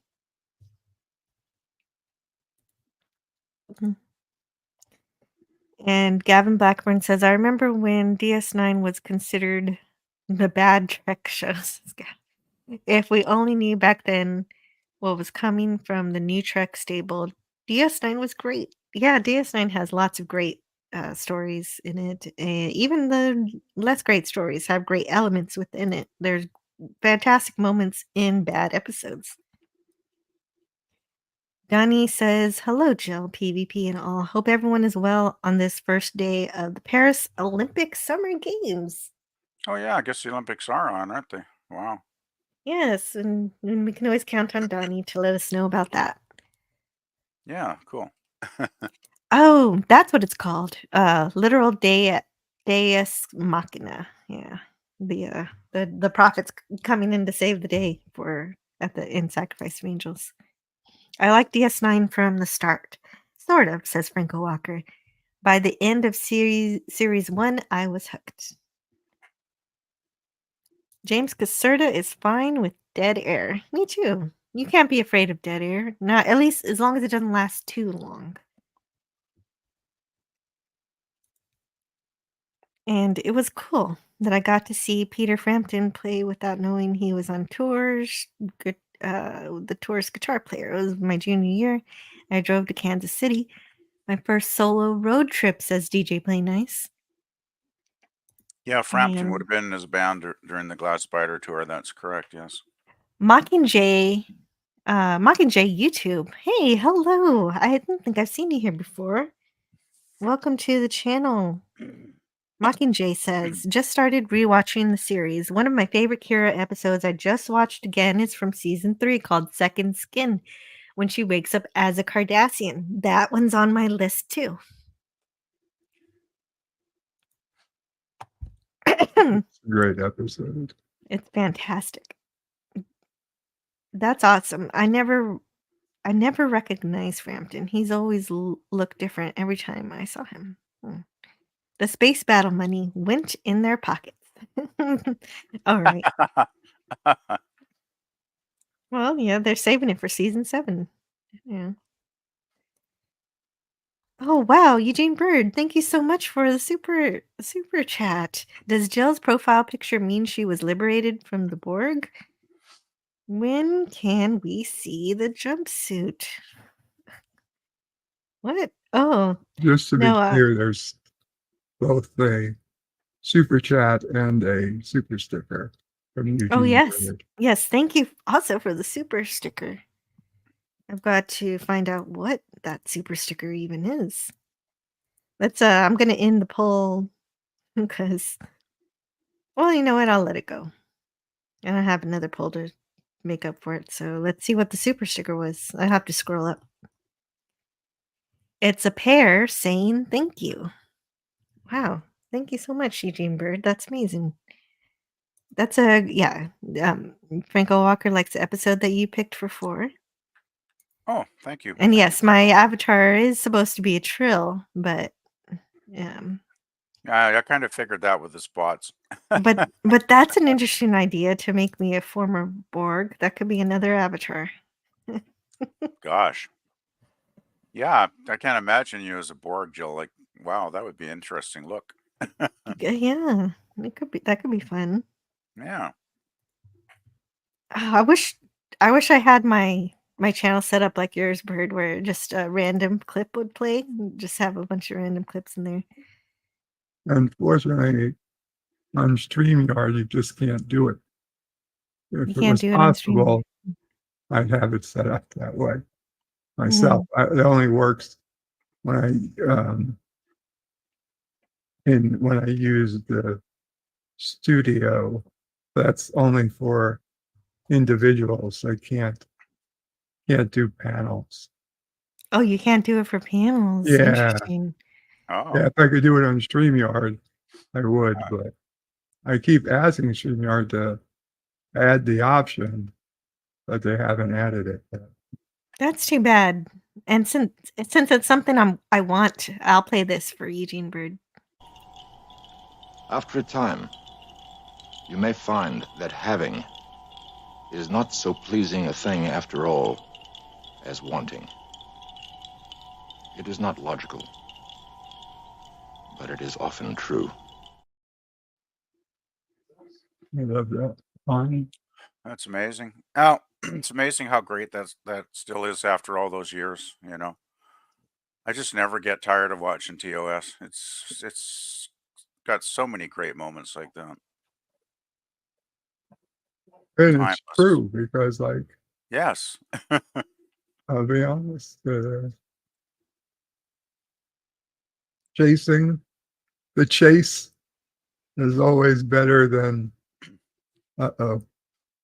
if you actually they catch up and you win. Like, oh no, now this is much harder, much harder. Yeah, that's very true. And if we did get that feature that we want on StreamYard, maybe another problem will probably crop up with it, or something's gonna happen. Uh-oh. Oh, I wasn't talking about that, but yeah, I guess that too. I meant the emotional.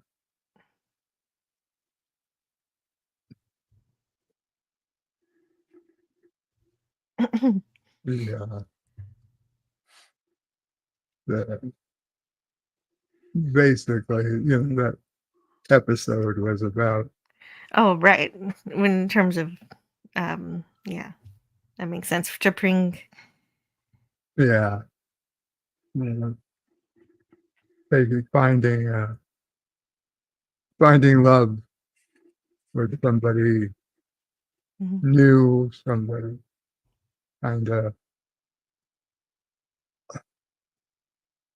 somebody you weren't supposed to.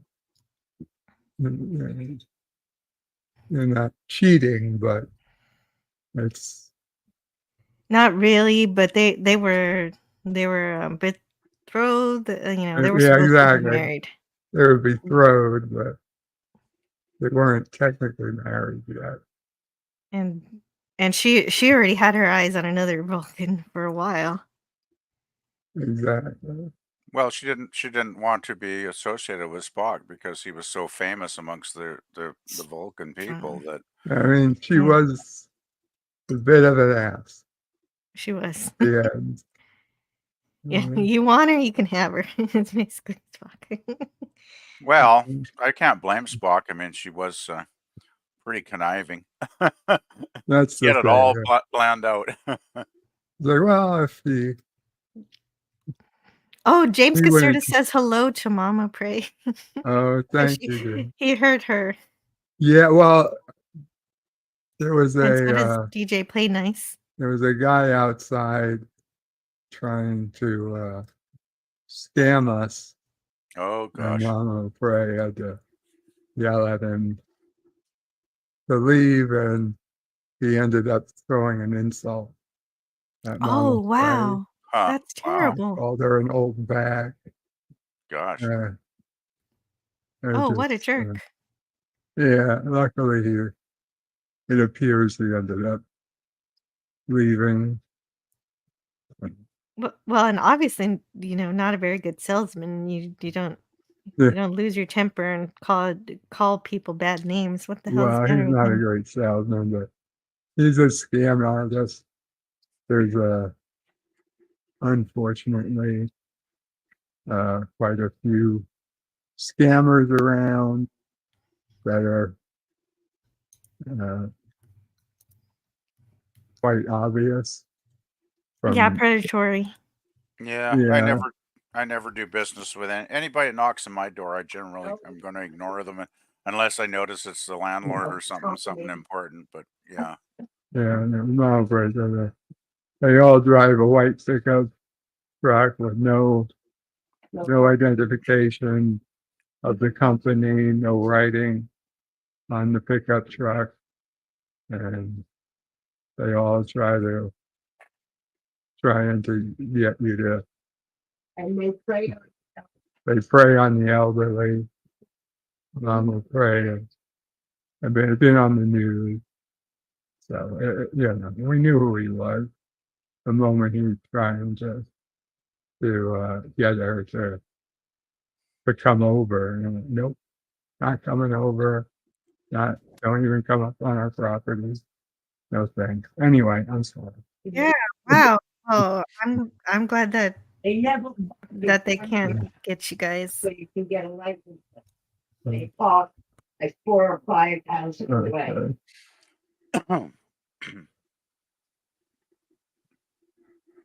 Okay, so I'm gonna talk about my third favorite Deep Space Nine episode. Oh wait, not my third favorite Deep Space Nine episode. My third favorite Kira episode. And so this one, I'm going to talk about Progress. Progress was one of my favorites.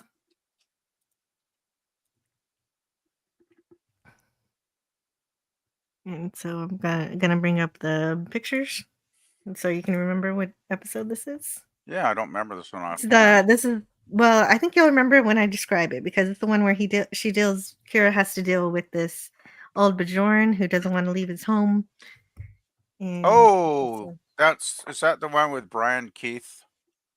Is his name Brian Keith? Let's find out. Well, the actor's name is Brian Keith. I can't remember the character's name, but I'll recognize it as soon as if I see a photo of him. That was a good episode, actually. Darn, I'd forgotten that one. But yeah, that was a really good episode. Yeah, I think I'm going to read the synopsis, but only the parts that have to do with Kira. So, station personnel are making preparations to assist Bajorans in a massive energy transfer by tapping the molten core of its fifth moon, Dorado. Okay, yeah, the moon. Yeah, so this Bajoran is on the moon. Kira and Dax make an orbital inspection of the moon from the runabout, hoping to confirm that all of Dorado's inhabitants have been evacuated, but the sensors pick up signs of humanoid life forms, and Kira beams down to investigate. Basically, the parts of the episode I'm going to be skipping are Jake and Nog subplot, where they eventually they sell Yamak sauce and eventually end up with self-sealing stem bolts.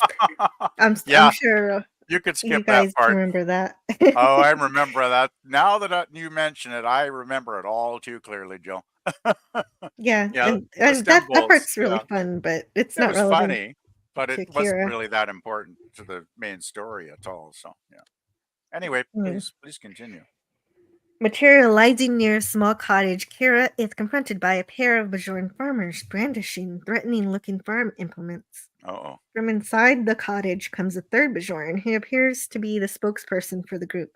When Kira attempts to point out that they all should have been evacuated by now, he puts her off by inviting her to supper, and Kira sees no choice but to send Dax on and accept the offer. Oh yeah, that's right. And then Kira has to cut this big root, and it's like, oh, as Kira helps prepare dinner with the farmer, Molibok, she learns that he and his two friends, who were both rendered mute by the Cardassians, fled to the moon years ago to escape the Cardassian occupation of Bajor.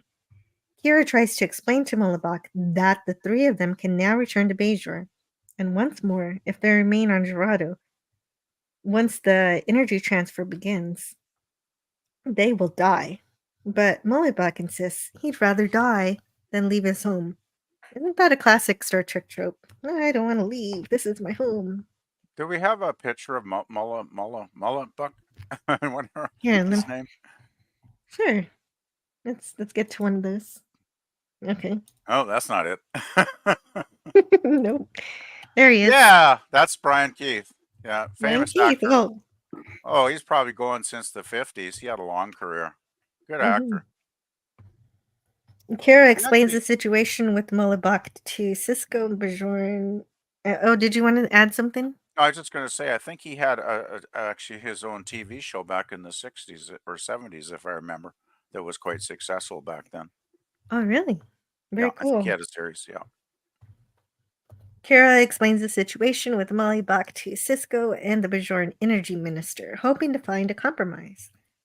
But the minister is firm. The project must proceed on schedule. Kira returns to Dorado with two security guards and attempts to reason with the farmers. But the situation deteriorates quickly, and Mullibok is injured by one of the guards. Kira calls for medical assistance, and Bashir arrives to tend to Mullibok's wounds. When his two friends with his two friends forcibly evacuated, Mullibok is the only remaining obstacle to the energy transfer project. Bashir offers to remove the Bajoran, but Kira declines and sends Bashir away. At last, Cisco travels to the moon and appears to Kira as both her commander and her friend. Her career is on the line.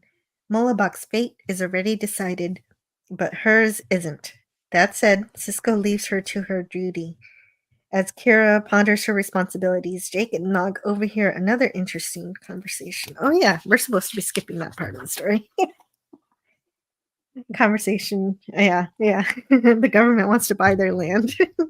Okay, yeah. So that's the story of how they get the symbols, and they get land, and they actually they get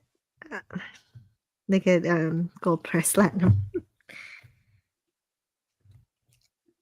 Oh yeah, that's when Cork gets involved in the story. Anyway, the next day Kira makes her decision and tells Mullibok that he must leave Dorado. The Bajoran refuses, declaring that as long as his cottage stands, he'll remain. So then Kira sets fire to the cottage and tells Mullibok that it's time to get on with his life. But Mullibok says he'll die if he leaves. Kira assures him that he won't and reaches out to comfort him, but the old man shrugs off her hand. Saddened, Kira calls the runabout to beam them up. And so, okay, so then this companion also talked a little more about Brian Keith. Although the late Brian Keith's rich performance as Mullibok helped to make Progress one of the first season's more popular episodes, the well-known actor would not have been the writer Peter Allen Field's first choice for the role. Brian Keith played Mullibok as a lovable old curmudgeon, says Fields. But I didn't want that. I wanted a character who wasn't so lovable. Someone who, when Kira put her hand on his shoulder at the end, would look like he really means it when he shrugs her off and looks his own way. I wanted a strong guy who did not change at the end. There are too many old guys in television dramas who start out nasty and then get meek and gentle at the end. That's not what I wanted. Oh. What? I didn't ever see Mullibok as meek. Interesting. I say I don't remember it that way. Yeah, me neither, but that's what the writer thinks. But writers are very touchy about their stories not being presented exactly the way they wanted. I wonder what actor the writer actually wanted for the role. That would be interesting to know. Yeah, I thought he was going to say, but he didn't. Darn. Because I thought Brian Keith was really good in his performance in this episode. Actually, I really enjoyed him. Me too. I think it was a great episode. Yeah, I think he's a very fine actor. Or he was a very fine actor. But Field says that he doesn't fault Keith's performance, only that it made Mullibok less of an adversary than he ought to have been. He was less of a mountain for Kira to climb. Okay. Well, that's an interesting perspective on the writing of the episode. Okay. So let me see. Let me see if there's anything else in this trivia that's interesting besides the Jake and Nog stuff. No, that's pretty much all they talk about for the rest of this. So we're good.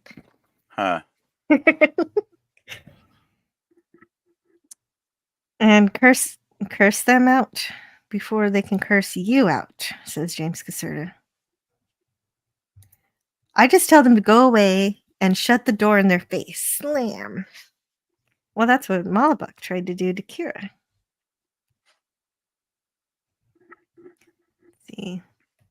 Hey, Franco, good to be back to Star Trek content. Hey, Mega Cropper's here. Hello, Mega Cropper. How are you doing here? Yeah, so no, I thought this was a lovely episode, and I liked Brian Keith's performance. I think he made things interesting, and it was very good for Kira's character. Where in the season 1, her loyalties are tested quite a few times, and this is one where she has to choose. Yeah, I think And when you get a really good guest star performance in an episode like this one, I think it definitely elevates the episode, from good to memorable territory, so to speak. And I think he did elevate this one quite a bit. I mean, with a lesser actor, it might not have been as compelling, but I really did enjoy his performance in this. hmm.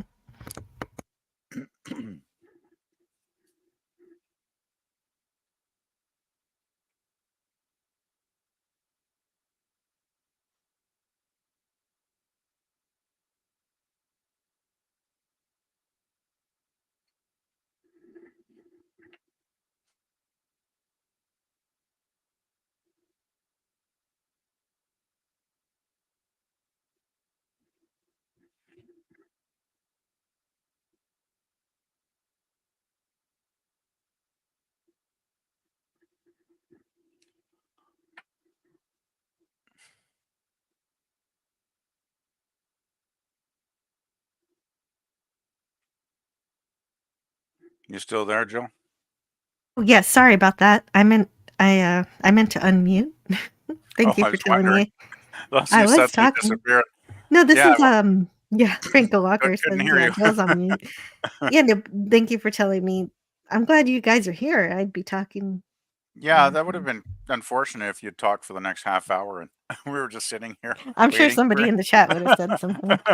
But no, they're making dinner. It's so fun. Oh, that looks like good food, actually. Anyway, yeah, but I like this episode because it puts Kira in that difficult decision where what's good for Bajor isn't always what's good for the individual citizens. So, Well, and it's I it's like like, that she doesn't let I like that she doesn't let Bashir just take him away. That she wants to work on it herself. the thing is too, And it's so it does happen in real life. I mean, people do get forced out of their homes for various reasons in different Yeah, right, parts what's of the that world. called? Public eminent domain. eminent domain. Yeah, eminent domain. It's a big deal. It's a big deal. Yeah, yeah. Because my family has had some unfortunate run-ins with eminent domain, and I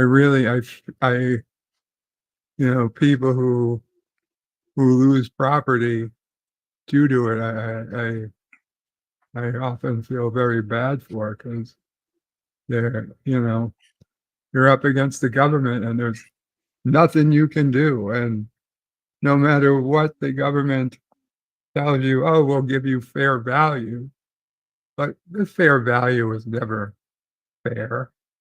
I mean, at best, they'll give you the value of what it's worth at the time. But, why would I sell it to you for what it's worth at the time if I'm not ready to sell it? Either way, I'm going to get screwed, because it means that the next year it's going to be worth more if I had hung on to it. So you're forcing me to lose money if I do sell it. So that's what. Yeah, it's not even just the money sometimes. It's like you could have a family property that's been in the family for generations and generations and generations, and it could mean something, like, emotionally, Oh yeah, to the that's family. another thing. So there's that aspect to it too, right, Bert? Well, So, yeah. well, yeah. For Yeah. my family, it was my grandfather owned a car lot that would have been was basically the family savings account. Yeah, it Oh, was worth millions of dollars gosh. in the location it was in, but they decided to put a school on it, Oh boy. and Yeah. they They took it by public domain, paid for it cents on the dollar for what it should have been worth, and that was it. Ended up in court for a while, but even then they couldn't. They raised it a little bit, but not enough. And then due to the pollution in the ground, they couldn't even put the school that they wanted to. Oh, after all that, After it was all wow. was said and done, instead of becoming a school, the parking lot basically just became a parking lot for the school Jeez. playground for the school that was built Wow. a block down the street, further away from everything. When all was said and done, it was Oh such, man, that's unfortunate. I'm really sorry. That was terrible. yes, I always What a mess. eminent Yeah. domain has never been a big fan of eminent domain. Yeah, me neither. Yeah, it sounds like they really messed up. I mean, they Let's- should have maybe tested the ground before they started the process to see if it was contaminated for a school. Like, geez. Oh well. Yeah, right? Wouldn't you get your research done You think so? beforehand? Yeah. That's pretty messed up. That's like if after this episode they couldn't do the mining or whatever they needed to do. Yeah, I was on going it. to say that was going to be the end of this episode. Yeah. Well, it turns out the moon was never compatible to begin with. Oh, that would have been bad. Oh man. That's the real tragedy. Oh wow! I think Bert, you just made this episode even better or worse. Yeah, I don't know how I'd take that. That'd be interesting plot twist, though. Jeez. Yeah. Yeah, that was always my Okay. head plot twist. That is it. That is interesting. Okay, so episode. What's your third favorite episode? PvP. Oh, for me? Oh, okay. Yeah. I go with number 3, Ties of Blood and Water. Season 5, Right. episode 19. In the episode, Kira reconnects with exiled former Cardassian military officer and leader of the dissident movement against Cardassia's Central Command, Tekene Gamora. I hope I'm not mispronouncing that too badly. Kira right. Yes. and Tekene have become close after the events of Second Skin Yeah. and have a The father. sequel. This is a sequel to Second Skin. Yes. It is, and that's why I put it in third place. They have a father-daughter-like relationship.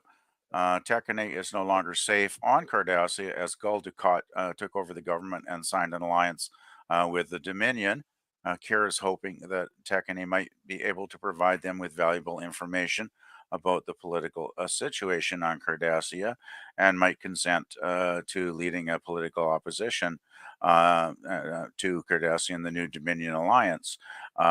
However, Tekene is very touched by her eagerness, but declines the offer as he tells her that he cannot help her because he has a terminal illness and is dying. Since Kira is the closest thing he has left to family, all he wants to do is be close to her and to not be left alone when his time comes. Kira, of course, is devastated to hear about his diagnosis. She helps make him comfortable on the station and tries to make the most of their limited time together. As Tekene's condition worsens, she uses the time he has left to tell her all his secrets, trusting her like a daughter. Kira agrees to take part in the ritual and use his secrets against his enemies. Kira feels overwhelmed by the pressure Tekene is putting on her to act in the role of his daughter. And one last time, it makes her think back to when her father had died during the occupation and how she chose to leave him on his deathbed rather than be there for his final moments. She feels guilt that she has agreed to be with Tekene on his deathbed but missed her own father's passing. Word that Tekene is aboard the station and dying of a terminal illness reaches the Dominion and Gul Dukat on Cardassia. When Dukat is denied a chance to bring Tekene back to Cardassia before his death, he gets revenge by revealing to Kira that Tekene took part in the Kisa Monastery massacre during the occupation. After her conversation with Ducat, Kira angrily confronts Tekene, accusing him of lying to her about his actions during the occupation. Tekene is remorseful and tells her that he wishes he'd never joined the military or volunteered for duty on Bayshore. He insists that the Cardassians were in the wrong, not the Bajorans. Kira is too angry to talk about it anymore, so she leaves his room. Later, Odo comes and talks to her about Tekene and argues that he was only in the military for a year, and there's no proof that he even fired a shot at Kisa. Kira argues that he shouldn't have been there at all. Oda wonders if her hatred of all Cardassians is affecting her relationship with Tekene. Kira thinks back to when her father was dying and how she chose to abandon him in his final moments to get back at the Cardassians. Dr. Bashir comes and finds Kira and tells her that Tekene's condition is worsening and that he will be dead soon. He encourages her to go and be with him, even if his past is stained by the occupation, because he thinks that he doesn't deserve to die alone. In the end, Kira decides she won't repeat the same mistake she made with her father and decides to go back with Tekene during his final moments. After he passes, Kira takes his body back to Bayshore and buries him next to her father under the same tree. Sorry, but that ending really, even reading about it, it still affects me because I just thought it was such a beautiful ending. Oh, is that an episode that gets you emotional? Then that is a sign of a good episode if that does that to you. Well, the ending, I mean, Kira, for all her past, anger about what happened, with the Cardassian occupation, at the end, after he passes, she realizes that he still, might have not been a perfect man, but he was a good man. And I think that's the ultimate honor she could do. Well, Lay him to rest next to well, her without father. getting too much into it, because we are going to talk about Second Skin eventually. Yep. Yes, Tekene Gamora is it does sort of become a father figure to Kira because of what happens in the events of that episode. And Yes. this is an interesting way to wrap up that story. This is an interesting sequel, and the struggle between deciding what's right or wrong. It also comes up here too. I guess it comes up a lot for Kira, doesn't it? One of Kira's main personality traits through the entire series, actually, Jill, seems to be her having her inner struggle between her past and her present, and trying not to let the hatred of past events, the things she hated in the past, affect her present life. And I think she's in constant inner conflict and turmoil about that. So I think that's one of the things that makes her a really great character, is that inner struggle. For sure. Well, there was a time where resistance fighter Kira would just say every Cardassian is bad, but now she's seen the line, the delineation that that's not exactly true. Well, it's like the same thing that the Cardassians did to the Bajorans. They, I mean, the one thing about a war is the other side each side paints each other as, as completely this or completely that. They don't see them as individuals, right? Which is why, wars can happen as awful as they happen, is because when two sides start a conflict, they don't care about individuals anymore. They just see each other as a monolithic entity to be, attacked and destroyed, right? And I think that's one of Deep Space Nine's strengths too, is delving into those kind of issues, Jill. And that's the struggle with Gamora, because he's turned his back on the Cardassian government now, but before he did support it. He did support things that led to Bajoran deaths, and so that's what almost led Kira to turn away from him. The thing is, though, as Odo Which would have mentions, made sense. I wouldn't he have was blamed only her. actually in the military for a year, so his actual, direct effect on anything, any war crimes or anything. As Odo says, there's no real evidence that he even fired a shot. So it's like, he basically, out of his naivete, volunteered because, he thought that was the thing to do, as a lot of people think, to volunteer when there's a war. And then later he regretted it, it seems, of course. So, Yeah, but I yeah, would I have, mean, I would have, I would have understood no matter how that episode would have ended. I would have, yeah, that. but yeah, I just think it's a nice follow up to Second Skin, and I think on its own it stands as a powerful Mhm. episode. So yeah, that's why I picked it as number 3. Very good. Okay, I think we're ready for number 2 now. Okie doke. Not still on mute, am I? No. Yeah, don't read the whole thing on mute, Jill. Monumental cock-up. It says Frank Walker. Okay. What? Hello? Can you hear me? Hello, you're there. I'm here? Okay, Yeah, good. Just I'm making just sure. going to mute for a minute, though. I'm just going to go get another cold drink here. Okay, Be I'm going to back. bring up my number 2. Yeah. Actually, yeah, I want to hear your number 2 first. Okay. What's the title? I want to hear. We're going for Duet. Oh, interesting choice for number 2. Okay. Mm-hmm. Well, yeah, somebody mentioned in the chat, and it's true. It's on my list. Good choice, Jill. Mm-hmm. And so all I have to do, I'm just going to bring up the pictures for it. I got to drop off here. But All right. very cool. Thanks for having me on. And okay. Do you have a minute to talk about, to promote yourself, or any last words you want to say about Kira, or anything you want?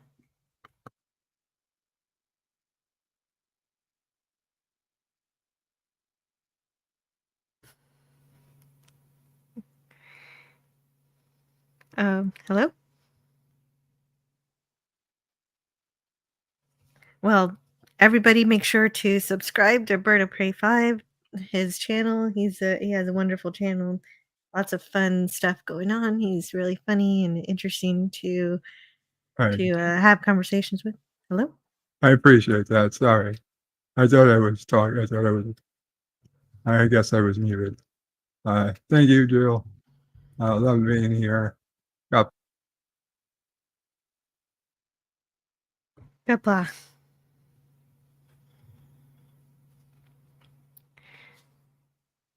Yeah, your sound does keep going out. Oh, well, I guess it's a good thing that you're going then, because that would have been frustrating to not hear you and then not be able to talk to you. But it was really, I'm glad that you enjoy it here. You're always welcome on this channel, Bird of Prey 5. Thank you for joining us and for your opinions. It's always cool to hear from you. Have you ever seen the D&P movie, Donnie? Huh? Oh, that was a question for Donnie. No. Okay.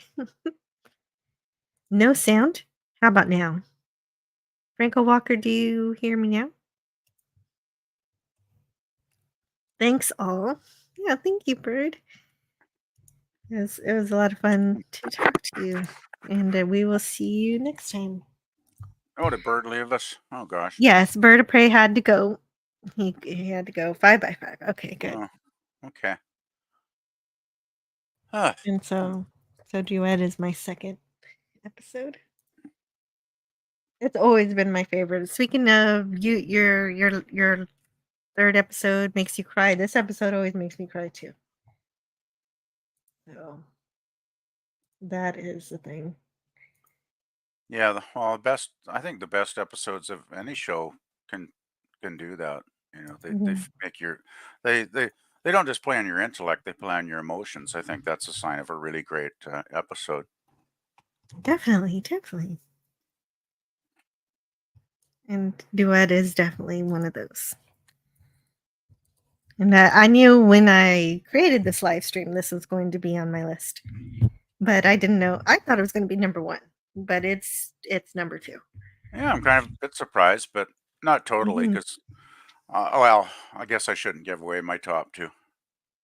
Yeah, just in a little bit, we'll see what your number 2 is. I can't wait. Yeah. So let me see if I can skim through these descriptions are way too long. So I'm gonna see if I can skim through I know. I try to. I found it that the ones that the synopsis I found are pretty good, but they are a bit long. But I still kind of try to motor through them anyway, so they're not too bad. Yeah.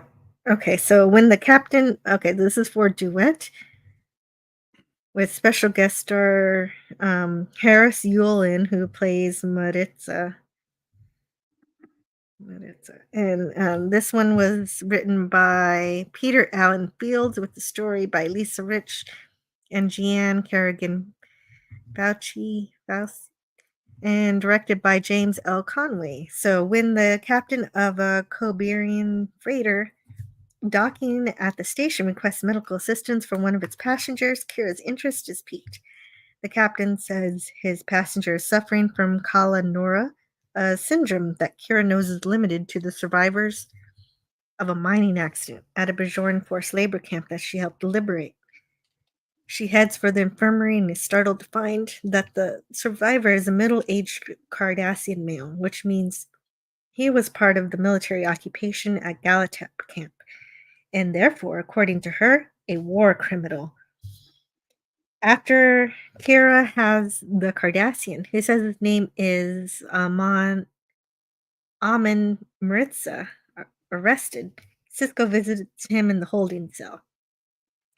He denies ever serving in the labor camp and claims that he suffers from Patrick syndrome, not Kala Nora. Dr. Bashir, however, disagrees and says that it is Kala Nora, which once again links the Cardassian with Galatep. And then Sisko is contacted by Bajoran Minister of State, who says that if Maritza was at Galatep, the Bajoran government expects Sisko to hand him over. Sisko lets Kira handle the investigation into Maritza's background. And Odo does a background check confirming part of the Cardassians' claims. Kira interrogates Maritza, who eventually admits that he did serve at Galatep as a filing clerk under the camp's merciless leader, Gul Durrell. But when Kira refuses to back off, Maritza finds a chink in her armor, pointing out that she isn't interested in the truth, just vengeance. So Sisko allows this to continue, even though Gul Dukat says that the Cardassian, who has yet to be charged with the crime, should be released. Odo obtains an image of Maritza from the Bajoran archives, but the officers realize that it doesn't look anything like the prisoner. However, another Cardassian in the image does resemble him, and that man is identified as Gul Durrell. When Kira confronts Maritza in his cell with this information, he admits that he is Gul Durrell, and then he goes on to brag about his countless atrocities and demean the efforts of the Bajoran resistance fighters like her. Shaken, she discusses the conversation with Odo, who picks up on one intriguing point. How did Gul Durrell, if that's who he is, know that Kira was in the Bajoran resistance? As Odo checks into this detail, Kira returns to the prisoner to ask him herself. Durrell has an explanation, but it doesn't ring true. Odo discovers that Maritza requested information on Kira several months ago, and the security chief found out from Gul Dukat that Gul Durrell is dead and buried on Cardassia. When are we going to?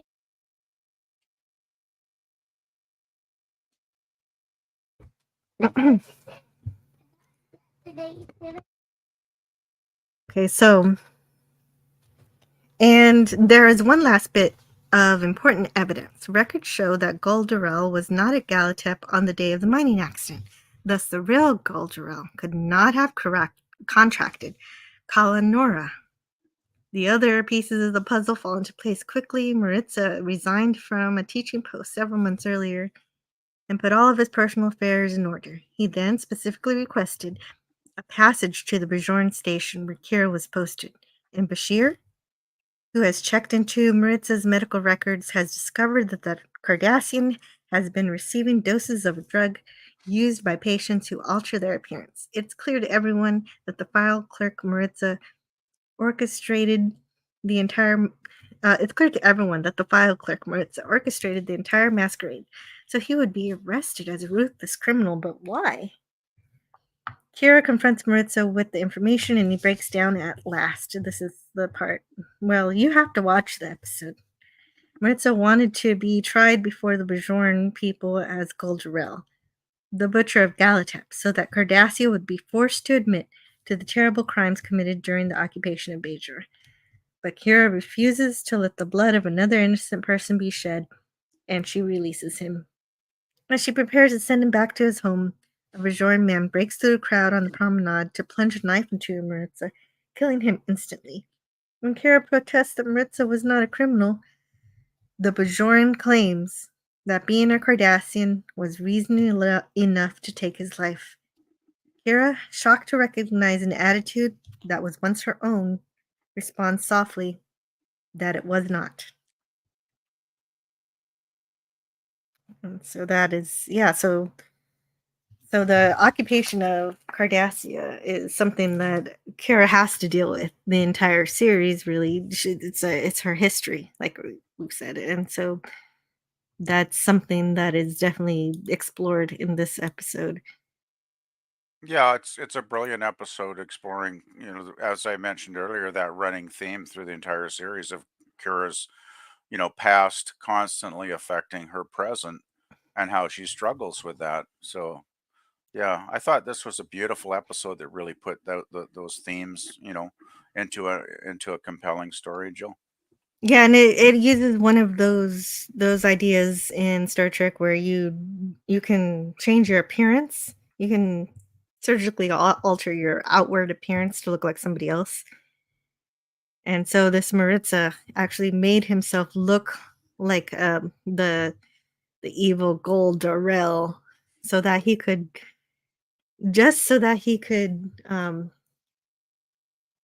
he wanted everybody to know the terrible things that had happened. He wanted to share the history of it and make it real for more people who don't realize what went on. That's the one And thing. he wanted to sacrifice himself for that purpose. Yeah, that's a beautiful part of the storyline.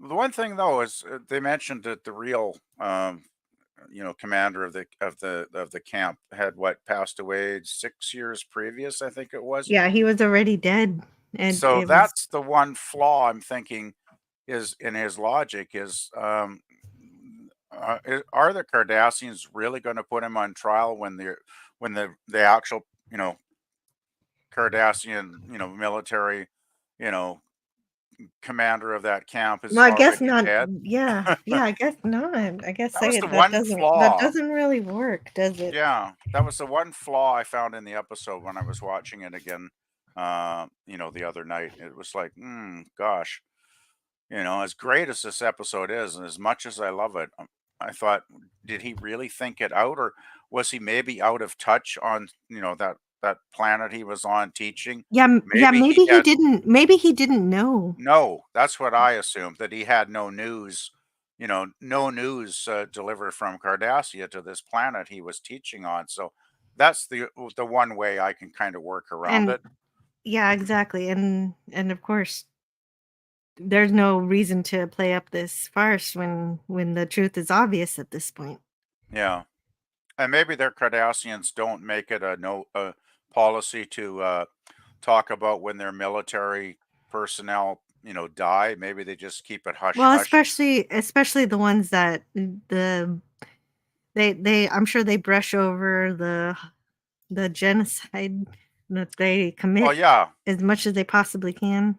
they probably don't want to even mention the military personnel responsible for it. Of course, that's what Mhm. I always figured. Yeah, that makes sense, right, Jill? So Yes. yeah, And yeah, Maritza wanted, and that's the problem. That's the problem with Maritza is that he's upset that his people don't accept the evil that they do, and so he wants people to know. But I guess I guess I guess he just couldn't quite do it. Yeah, he had good intentions, but his plan just ultimately wasn't going to work. Yeah.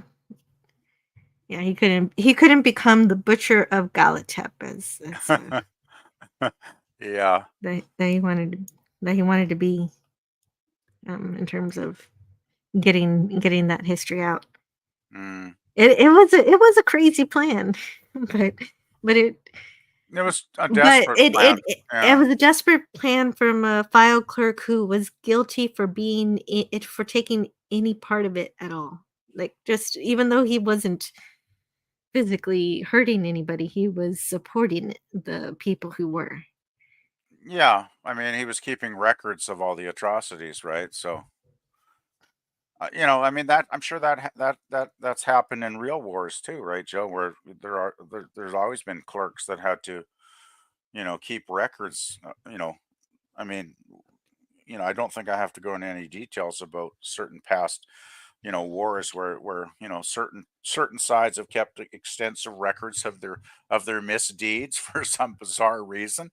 But I mean, I Mhm. remember reading about this stuff over the years, and it's like, yeah, this is real. This stuff happens. Yeah, So but I just, I think where it's a kind of, it's a really great episode dramatically, but maybe he would have done better to use those file clerk skills to explain to everybody on Cardassia what happened.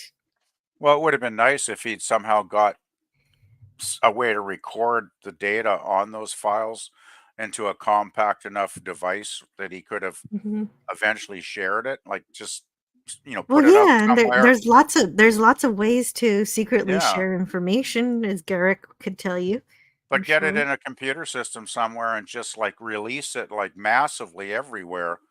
Like so in such a large way that there's no way they could suppress it, right? You know, Mhm. so but oh well. Still, it's a brilliant episode, I think. I think so. I still enjoy it. I mean, Yeah, it's interesting. We have the top it. We didn't have all the same episodes, but the top ones we agreed on it, which I think is kind of fun mhm. because they are great. Anyway, should Yeah, I? and I think this episode would Hmm. it would make some Bajorans think twice about some Cardassians who are showing this kind of compassion, or at least trying to say that they're sorry and that they want to show this is a big. He doesn't want the war crimes to be played down, but his crimes were not enough for Kira to want to give him what he wanted. He wanted to be punished, but he didn't really. I guess he didn't really Well, deserve it. Kira did basically realize that he hadn't actually done any physical harm to anybody. Mhm. He was just guilt by association more than anything else. But Exactly. he wasn't a killer. I mean, she realized that his intentions to expose the Cardassian military for what they are, she totally got that, when she realized and figured out what his, his strategy was there. So she totally, I think, had sympathy for him at the end, which is why she was going to release him. And then that ending is, well, that to me is like just the kicker at the end of the episode. It's just like that twist that just brings home the ugliness and the horror of hate, just mindless hate, just hate that takes over people's lives. Because, I mean, it does exist. And I just thought that was a brilliant, very sad ending, though. I mean, it chokes me up every time I watch it. So it's a Yeah, powerful and episode. yeah, it gave Kira some sympathy. And Donnie says, "Happy birthday to Nana Visitor." And Yes. Happy birthday. it was bird without sound, Jill. Yes. I'm sure he'll have sound later. Hopefully, he's able to stream it in about an hour or less. The real star of DS9, Franco, says Mega Cropper.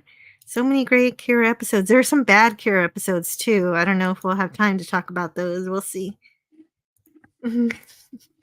Minister of Disinformation. Compassion doesn't get statues built. True. Yeah, and so that's why I guess Well, there's some. he wanted to take some action that people would pay attention to. Yeah. There are some statues of actually real heroes, though, that sometimes compassion can get a statue built when a person's Yeah.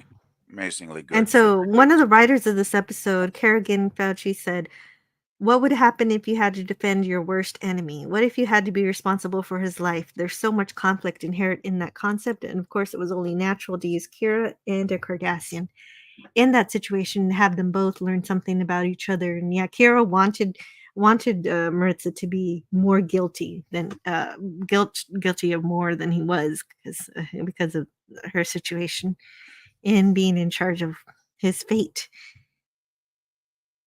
And actually, this is Armin Shimmerman says that this is his favorite episode, even though he had very little to do with it.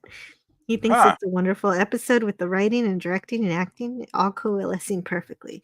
Wow. Understandably, the primary actor affected by the show was Nana Visitor. It was her favorite episode too, but for an unusual reason. I came away different, she reflects, with a different perspective.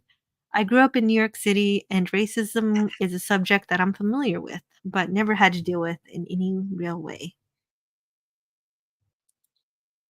And there we go. So, PvP, what's your number 2 episode? Okay, let me just get my tab up here. My number 2 is Second Skin. The episode where Kira is kidnapped by the Cardassian Obsidian Order and cosmetically altered to change her appearance when she wakes up on Cardassia looking like a Cardassian woman. Yeah, Kira's overwhelmed, of course. Okay. She's And before we continue, since we have an overlap here, finally, is that this is my number 1. So let's talk about it. Let's talk about it as your number 2 and my number 1. Let me bring up the images for. Yeah, it's for kind it. of an overlap because I think you can probably guess what my number 1 is coming up. It was your number 2, so Oh, it was my number 2. Oh, we nice. do have an overlap here, Jill. So Very cool. yeah, so maybe I There's a probably few should bad Kira episodes, I Jill. probably should have mentioned Bobby's that. only bad chick. But yeah, it's just such a good episode. I have copy. Yes. Second Skin is great. Oh, there's a movie called Second Skin that's not very good. That's not what I want. Deep Space Nine. No. But the thing is, she gets, told that she's a member of the Obsidian Order, all of this stuff, and basically Well, that's when yeah. she gets introduced to Tekene Gamora, right? Which leads into my number 3 picker, of course. Leader of Cardassian military, claims to be her father, and of course Kira rejects that idea completely. And what really works about it is the acting. Kira really makes you believe that she's not sure. You really think it's possible for her to be Cardassian. Oh yeah, that's what makes it. I mean, if it was obviously, if there was no, doubt there, then it wouldn't work as well as it does, right? Mm-hmm. Yeah, right, exactly. And so you really do believe that Kira might be a Cardassian. Of course, and of course she's rejecting it, telling them that her real father had died on Bajor, during the occupation. And Tekene, right from the start, he seems to be a sympathetic character, right? Like he's the concerned father figure, right from his introduction in the episode. Which that's another interesting dynamic, right? Because he's presented as a decent man, even though we don't know if it's just an act, if he's actually a villain or if he's actually sincere about thinking Kira is his long lost daughter. We almost think he's convinced that. He's convincing. Yeah, he really Yeah. is.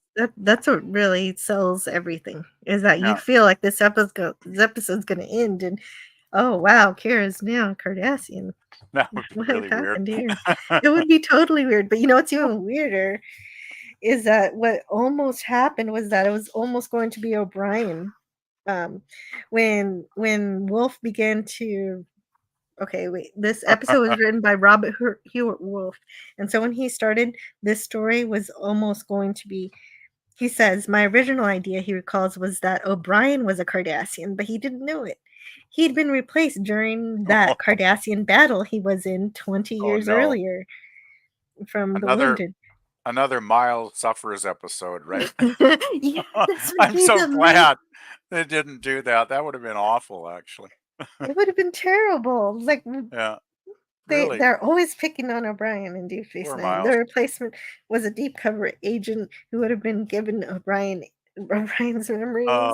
That Oh, I don't know how that would have even made any sense, because having Kira as the long lost daughter to Tekene makes total sense. It's like it's got to be written that way, right? Like putting Miles in is like what? I yeah, just don't know how that would work. yeah, given his feelings towards Cardassians, I understand why they'd want to do that, but thank goodness they didn't. That's a I'm glad bad they didn't. retcon because O'Brien has such a history as the chief transporter chief in Next Generation. So did Robert Hewitt So Wolf originally want to put Miles in it? Like, he is wanted that to, but the only thing that stopped him, unfortunately, I mean, fortunately, the only thing that stopped him was Molly. How do you explain, a human-looking baby that's if a good his point. Well, DNA is really I'm glad he Cardassian? I'm glad he thought that through, at least, because I think Wolf is generally a very good writer. Like, I like a lot of his stuff, to be honest. Like, I mean, he wrote some other good episodes of Deep Space Nine, if I remember correctly. And I remember his when he was a showrunner on the first season of Gene Roddenberry's Andromeda. He wrote some really good stories in that, and as a showrunner, he was brilliant in the first season. And then they fired him, and the show went to hell. But I think he's a good writer overall. I mean, he has his clunkers too, of course, but but I'm glad he didn't put Miles in it. That would have been horrific. That would have been like a comedy episode. I bet it would have been so bad. Yeah. No, that would have been well, and I'm sure O'Brien is happy about. I mean, I'm sure that I'm sure that he's happy about it too, because then he didn't have to wear all that makeup. That's true. Yeah. Call Mimi rather, Yeah. because he didn't have having to do that. So yeah, right. So she wakes up. She thinks she's Cardassian. She thinks she was in a Cardassian prison 10 years earlier because she's told she was. The thing is, do you think Tekene is? Do you think they're just messing with him as well? Because he doesn't. He actually seems to believe that she's his Yes, that's the long whole lost point. daughter, right? Yes, that was the whole plan. Yeah. Um, Because there's and what's check the other fellow, the Obsidian Order guy. He's a real here. jackass. Let's go. Let's look at the synopsis. Kira awakens Yeah. on Dacia to discover she's been kidnapped as her captors attempt to explain that they brought her home. Kira catches sight of herself in the mirror and is horrified to see that she now looks like a Cardassian. A Cardassian man named Antek informs Kira that she's really Ileana Gamor, a field operative of the Obsidian Order who went undercover 10 years ago. M-Tech. Okay, that's the guy. Yeah, that's the guy, yeah. Her assignment was to infiltrate the Bajoran resistance, disguised as a terrorist named Kira Nerys, whose memories and appearance she was given. At the time, Entek was her supervisor. Unfortunately, he explains, his organization's infiltration methods may have been too thorough. The altering of Ileana's memories carry out her assignment may have made her reintegration into Cardassian society difficult. And Kira refuses to believe Entek. She rebuffs the man that Entek introduces as her father, Legate Taniki Gamor, a member of Cardassia's Central Command, despite the fact that his feelings for his daughter seem quite genuine. So yeah, I do think that Gamor thinks that Kira is actually Ileana. Yeah, I Frustrated think that he's Mhm. being deceived as much as she is, right? Yes. Frustrated that Ileana's memory is not returning, Entek attempts to jar her by showing her the cryogenically preserved remains of the real Kira Nerys, who he says died 10 years ago. Kira believes the body is a fake, but is shaken when Entek speaks to her of experiences she's never told anyone.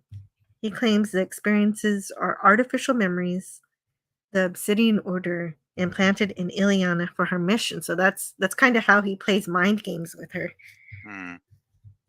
Back on Deep Space Nine, Garrick says that he has received information that Kira may have been taken by the Obsidian Order. Although he insists there is nothing he can do about the situation, Sisko thinks otherwise and forces Garrick to accompany Odo and him to Cardassia. Determined to get away, Kira overrides the force field confining her in Ileana's room, but Gamor, knowing that she will be captured if she leaves, gets her to reconsider. When Entek returns, he puts Kira through a grueling interrogation as he attempts to recover information Ileana was to provide to the Obsidian Order. Concerned for his daughter's safety, Gamor invokes his authority within the Central Command and insists that Entek leave. Comforting the exhausted and confused Kira, Gamor admits that he can't bear the thought of his daughter being interrogated to the point of harm. He offers to help her escape from Cardassia using through his secret connections. And Kira realizes Gamor is a distant who no longer believes in the Obsidian Order or the Central Command. And suddenly, she understands what's been going on. Entek wasn't interested in the information Ileana had. He was interested only in capitalizing on Kira's resemblance to Gamor's daughter. By torturing someone who appeared to be his daughter, Entek knew Gamor would attempt to save her and reveal his connection to Cardassia's dissidents. His plan and apparent success, Entek and two agents of the Obsidian Order enter the room with raised weapons, capturing Kira and Gamor. But Entek's victory is short-lived as Sisko, Garrick, and Odo arrive to liberate the prisoners. When an angry Entek attempts to stop them from leaving, Garrick kills him. Gamor returns to that was a great moment. Well, see, yeah, that was a great moment, and I think it's fun that I also like that Sisko kind of has to blackmail Garrick to get into going on this mission. It's another nitpick I had though, Jill. I mean, I hate to do this, but my logical part of my brain, however much of that's left, when I see little plot holes, I'm like, okay, how did Cisco and Odo, at all, how did they manage to get through, do they just landed somewhere like unobserved? Like, Well, I'm sure they there's just beam down from a shuttle, I'm guessing, or runabout or whatever? Like, do you want to know exactly how they got there? It's a very good question. yeah, But it's like they somehow got through all the security nets that I'm sure that would have existed, and no worries, right? So, well, because of Garrick. Garrick knows all the secrets. So of course, that's why they Garrick. needed Garrick to be there. He had a secret code, no doubt. That He okay. knew something. Thanks, Garrick Jill. did it. Makes total sense now. Yeah. So when an angry Entek attempts to stop them, Garrick kills him. Gamora returns with Kira to Deep Space Nine, where medical tests prove that she is Bajoran and that she has been surgically altered to appear to be Cardassian. Gamora vows to find his real daughter, who he believes may still be living undercover on Bajor. They part with genuine affection, Gamora telling Kira that until he finds Ileana, she's the closest thing he has to family. And so that's Yeah. the episode. I think it's an awesome episode. Lawrence Pressman gave a fabulous performance in this episode. Really fine performance. Yes, he did. I think, he makes the episode, really. Yeah, for Gamor, Gamora is a great character, and that's and he brings a lot to that character for Mm. sure. That makes it believable. That makes you makes you feel like he is genuine, and he really is. And but he's Cardassian, so you have that tendency to mistrust him. Also, Oh, at first, for you're sure. just not at first. Yeah. Yeah, because at first it's hard to know if he's just part of the plan, right? Like he could just be in on the plot to deceive her.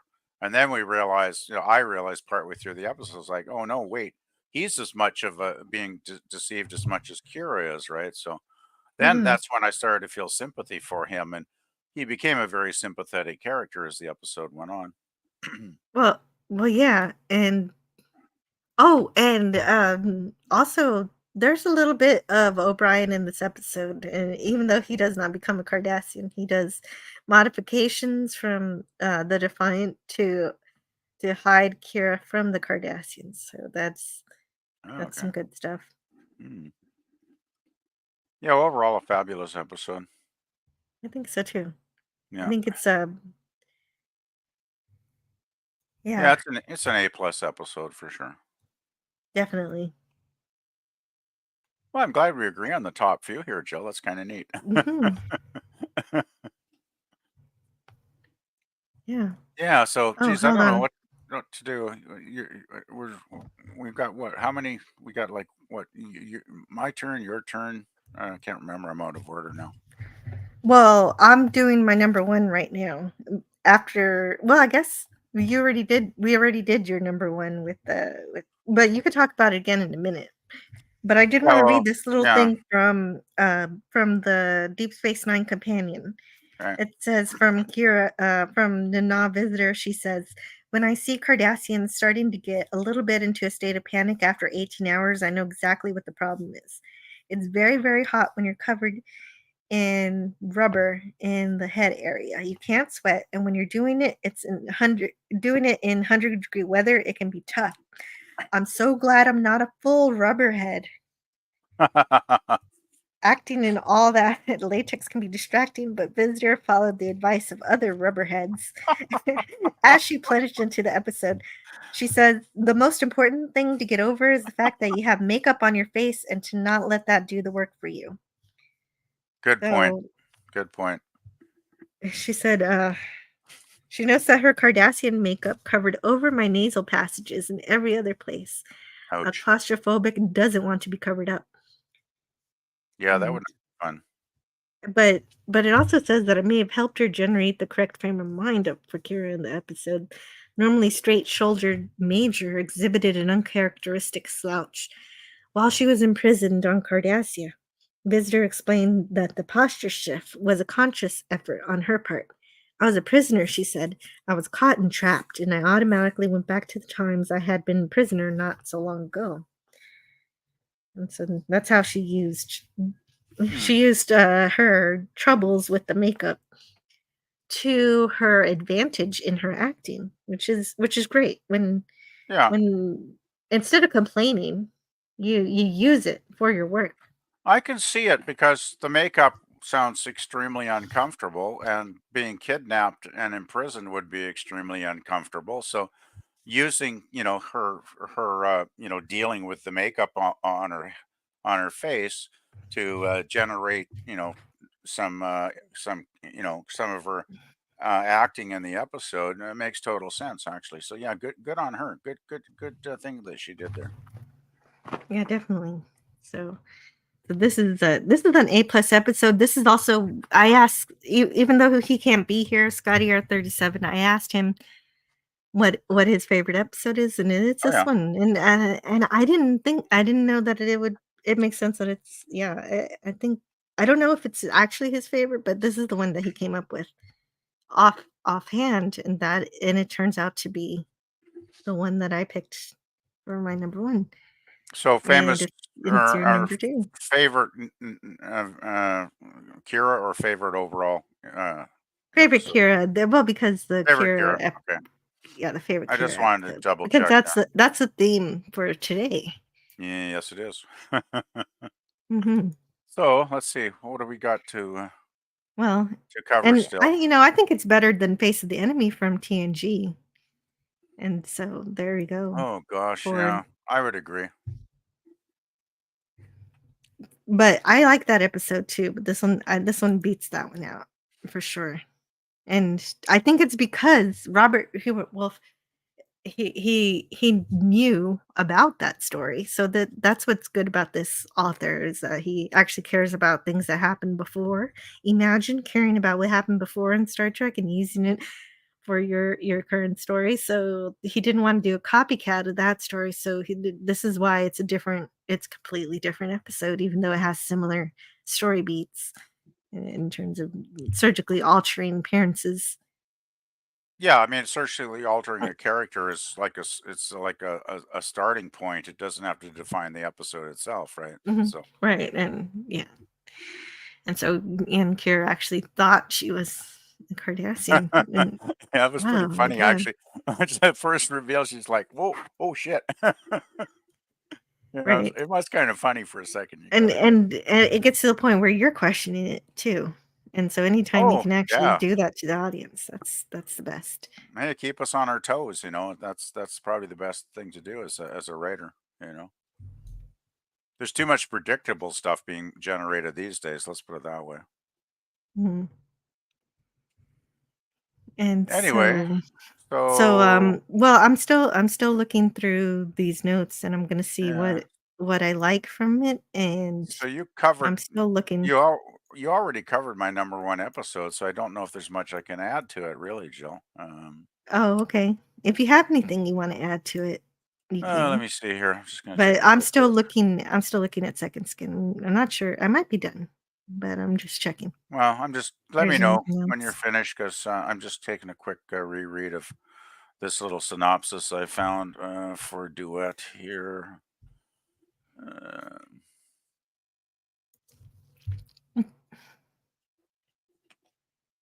Okay, so yeah, and it was an interesting look at the Obsidian Order too.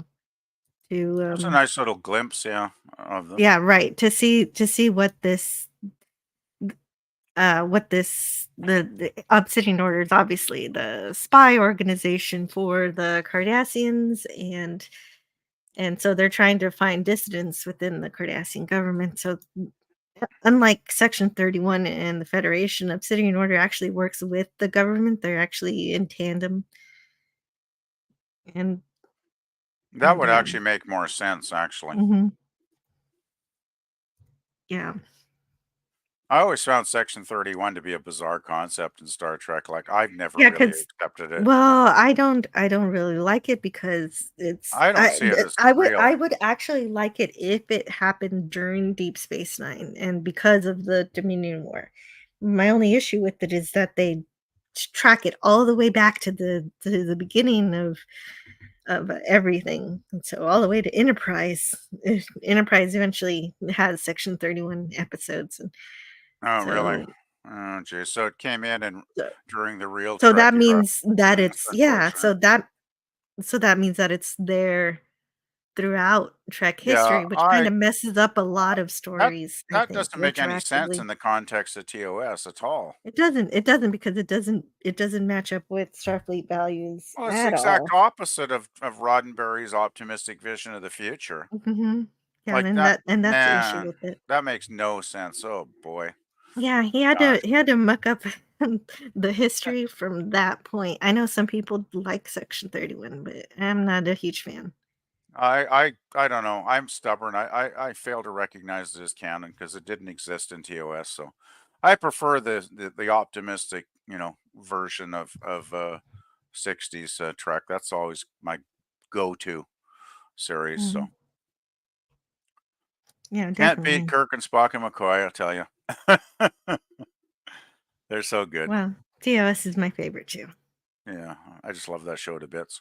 Well, it's actually probably been my favorite TV series.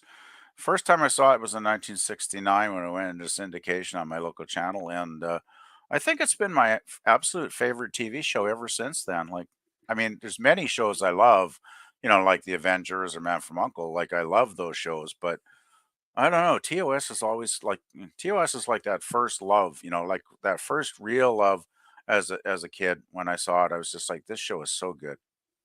Yeah. It's just so good. Well, and if you want to hear us talk about that, well, actually, I talk about all of the episodes of the original series on previous Tuesdays. I did it, but of course, we can talk about it today too. Of course, we talked a Okay. little bit about Amok Time earlier.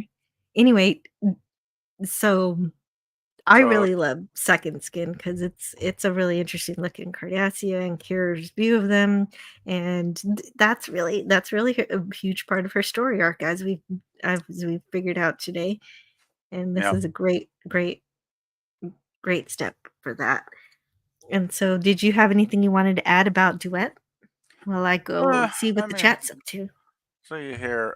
Well, you pretty much covered the basic storyline. We have our file clerk who, decided he wanted to expose the Cardassian government for the military atrocities they'd committed on Bajor. So our mild-mannered file clerk decided to physically alter himself to basically become you know the leader of the labor camp and take on his persona.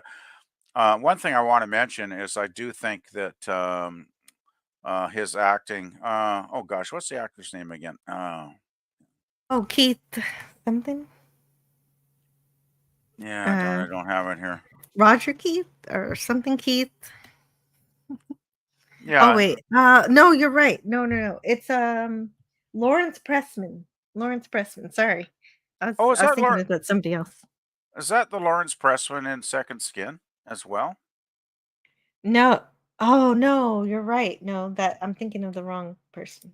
Okay. Okay. Give me a minute. I'm mixing up my Cardassians now that we're getting to the end here.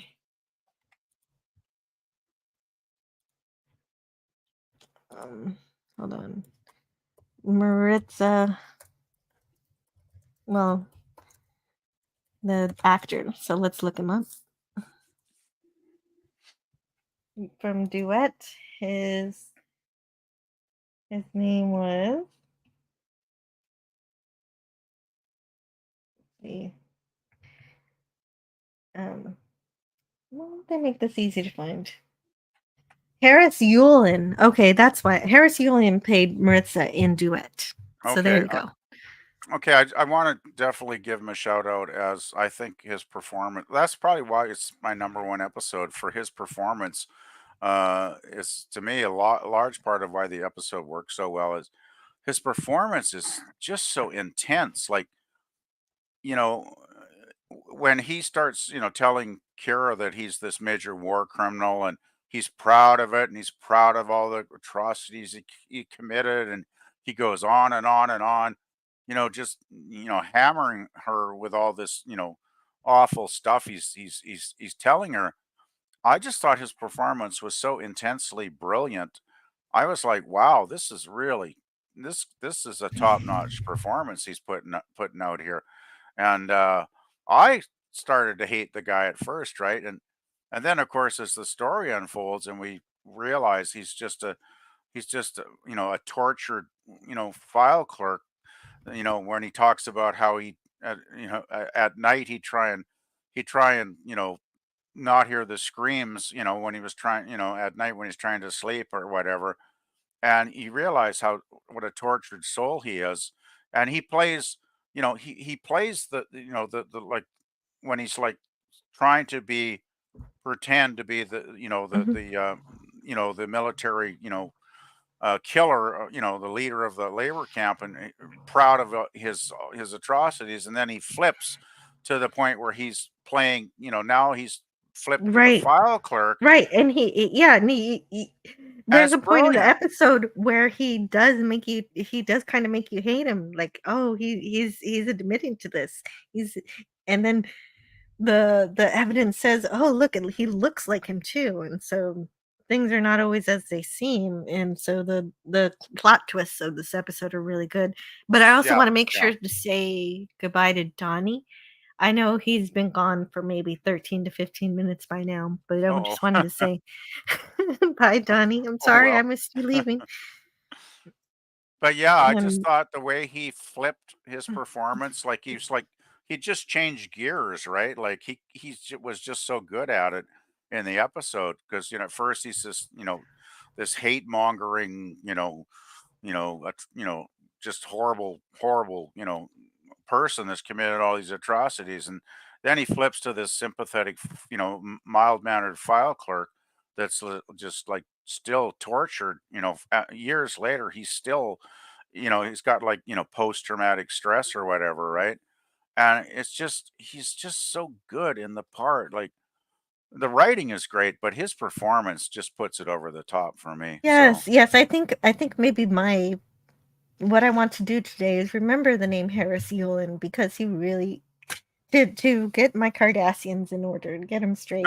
To be able to tell the difference between some of them who played so well with Nana Visitor, and she's such an amazing actor to work with. She works really well with so many different people. yeah, the And, thing is, and so much of the episode is between just the two of them when he's in the prison cell, right?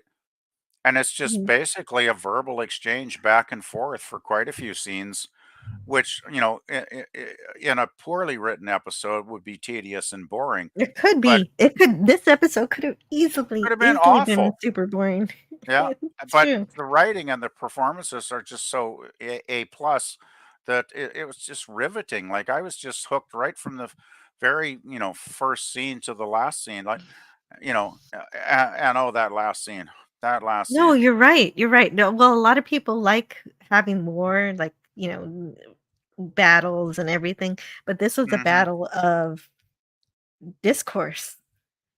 Yeah, I don't know if it was even maybe it was a battle of wits for a while, but I'm not even sure if it was a battle of wits. It was just like him trying to be something that he wasn't and trying to convince Kira that he was something that he wasn't. And then eventually, Kira being Kira began to figure it out.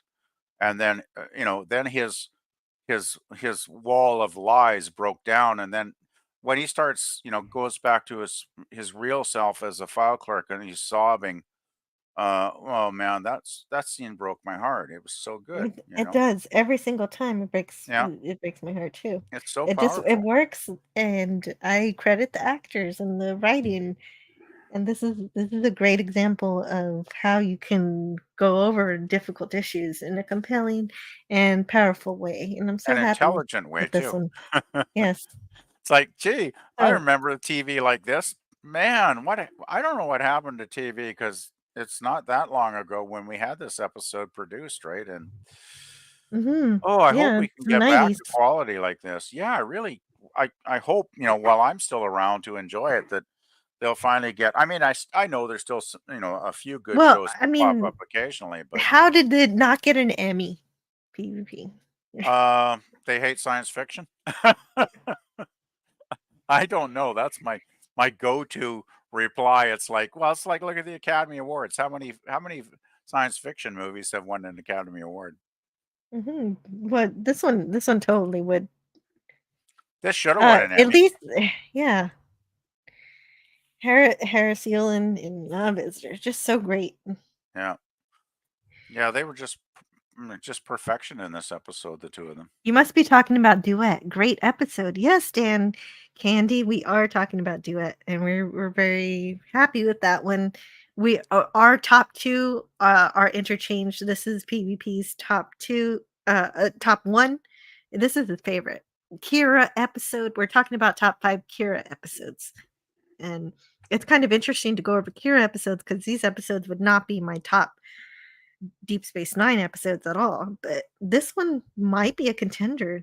I'm not sure. One day I'll do a Deep Space Nine top 10 and see what happens.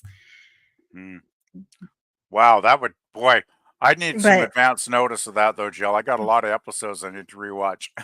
right? But you know what though? I think I need It'll only take me a couple of years, but the only problem with that is that I can't do it yet because I'm supposed to do that with Lance from the Outcast Creative, and so I wanna do his show first. So oh, you're doing a Deep Space Nine well, guest star? yeah, he was gonna do a top 5 or a top 4, I forget which, Oh, so, yeah, I or probably top won't have 10, time to do I the forget how research on many he that. wanted, but I'm gonna wait I until was we do until I do that with him before I I have was that I show. was yeah, I was scrambling to get ready for this today because I think you posted on Wednesday, was it, that you were doing Kira's top 5?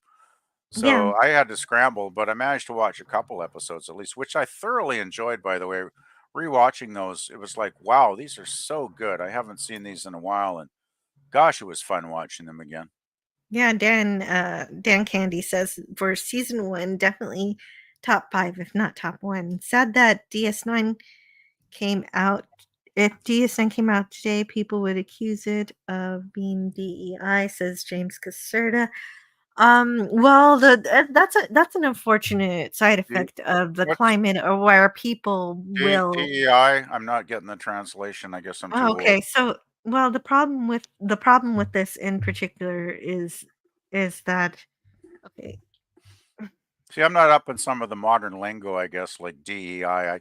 I generally don't. Well, I It's know some okay, abbreviations, DEI but is essentially, a practice of not hiring people because of how they were oh, born rather than based on merit.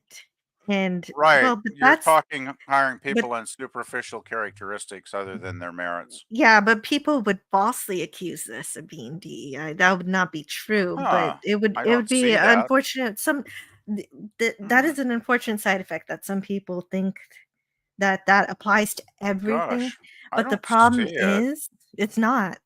So it's a real confusing topic for people because they think, "Oh, okay, Thing is, so I see here's the biggest problem with wokeness is that it is not diversity is not woke at all.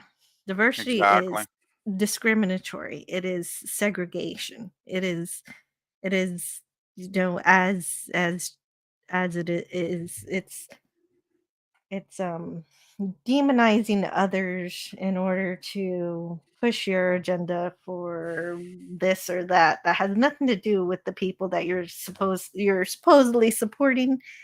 And honestly, what we should remember is that everybody's human and we're individuals, and you know it's the simplest thing. All you It used need to is be. Martin Luther King judge people based on the content of their character, not on the color of their skin or whatever. Uh, And you don't need anything more than that.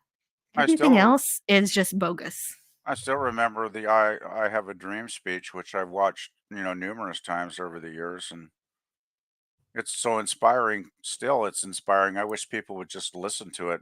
People go and watch Martin Luther King's "I Have a Dream" speech, please. Yeah, exactly. Please Exactly. do.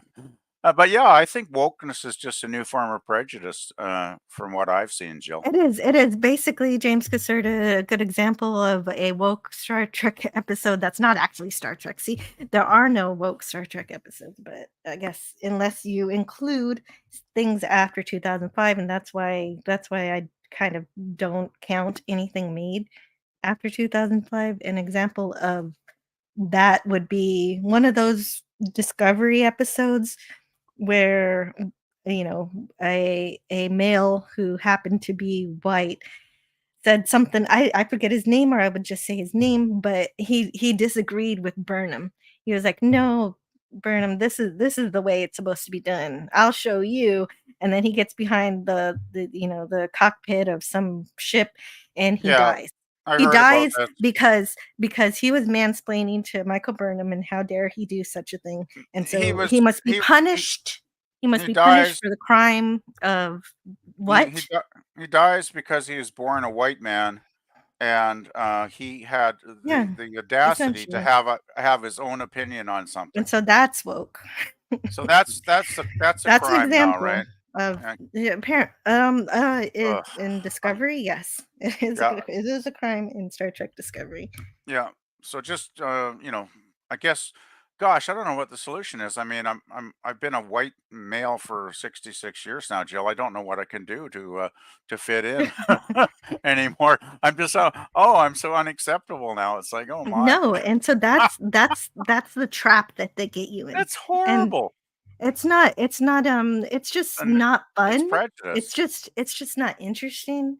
It doesn't Well, the add thing is, anything to the table. It doesn't bring people together. It doesn't say, "Hey, you're a human being, I'm a it human makes being. Let's people work hate each together." other. What it does. Yeah, and it doesn't tell us it doesn't tell us what Star Trek's supposed to tell us, which is I mean, when we I've work never. together, we can achieve anything. If there's a problem, we can work through it. If there's if there Yeah, was wouldn't it be nothing nice? to be had from that Wouldn't it be story. nice There if was everybody was nothing on there that was level? right, and it's okay for Star Trek to discuss racism. Obviously, it's discussed all throughout Deep Space Nine, but it doesn't demonize. You can see things from both perspectives, like with Maritza, he felt bad about what he did. He learned a lesson through the occupation that he was not happy with what he had become. And so he wanted people to know the truth of what it was actually a sense of patriotism that he had for Cardassia.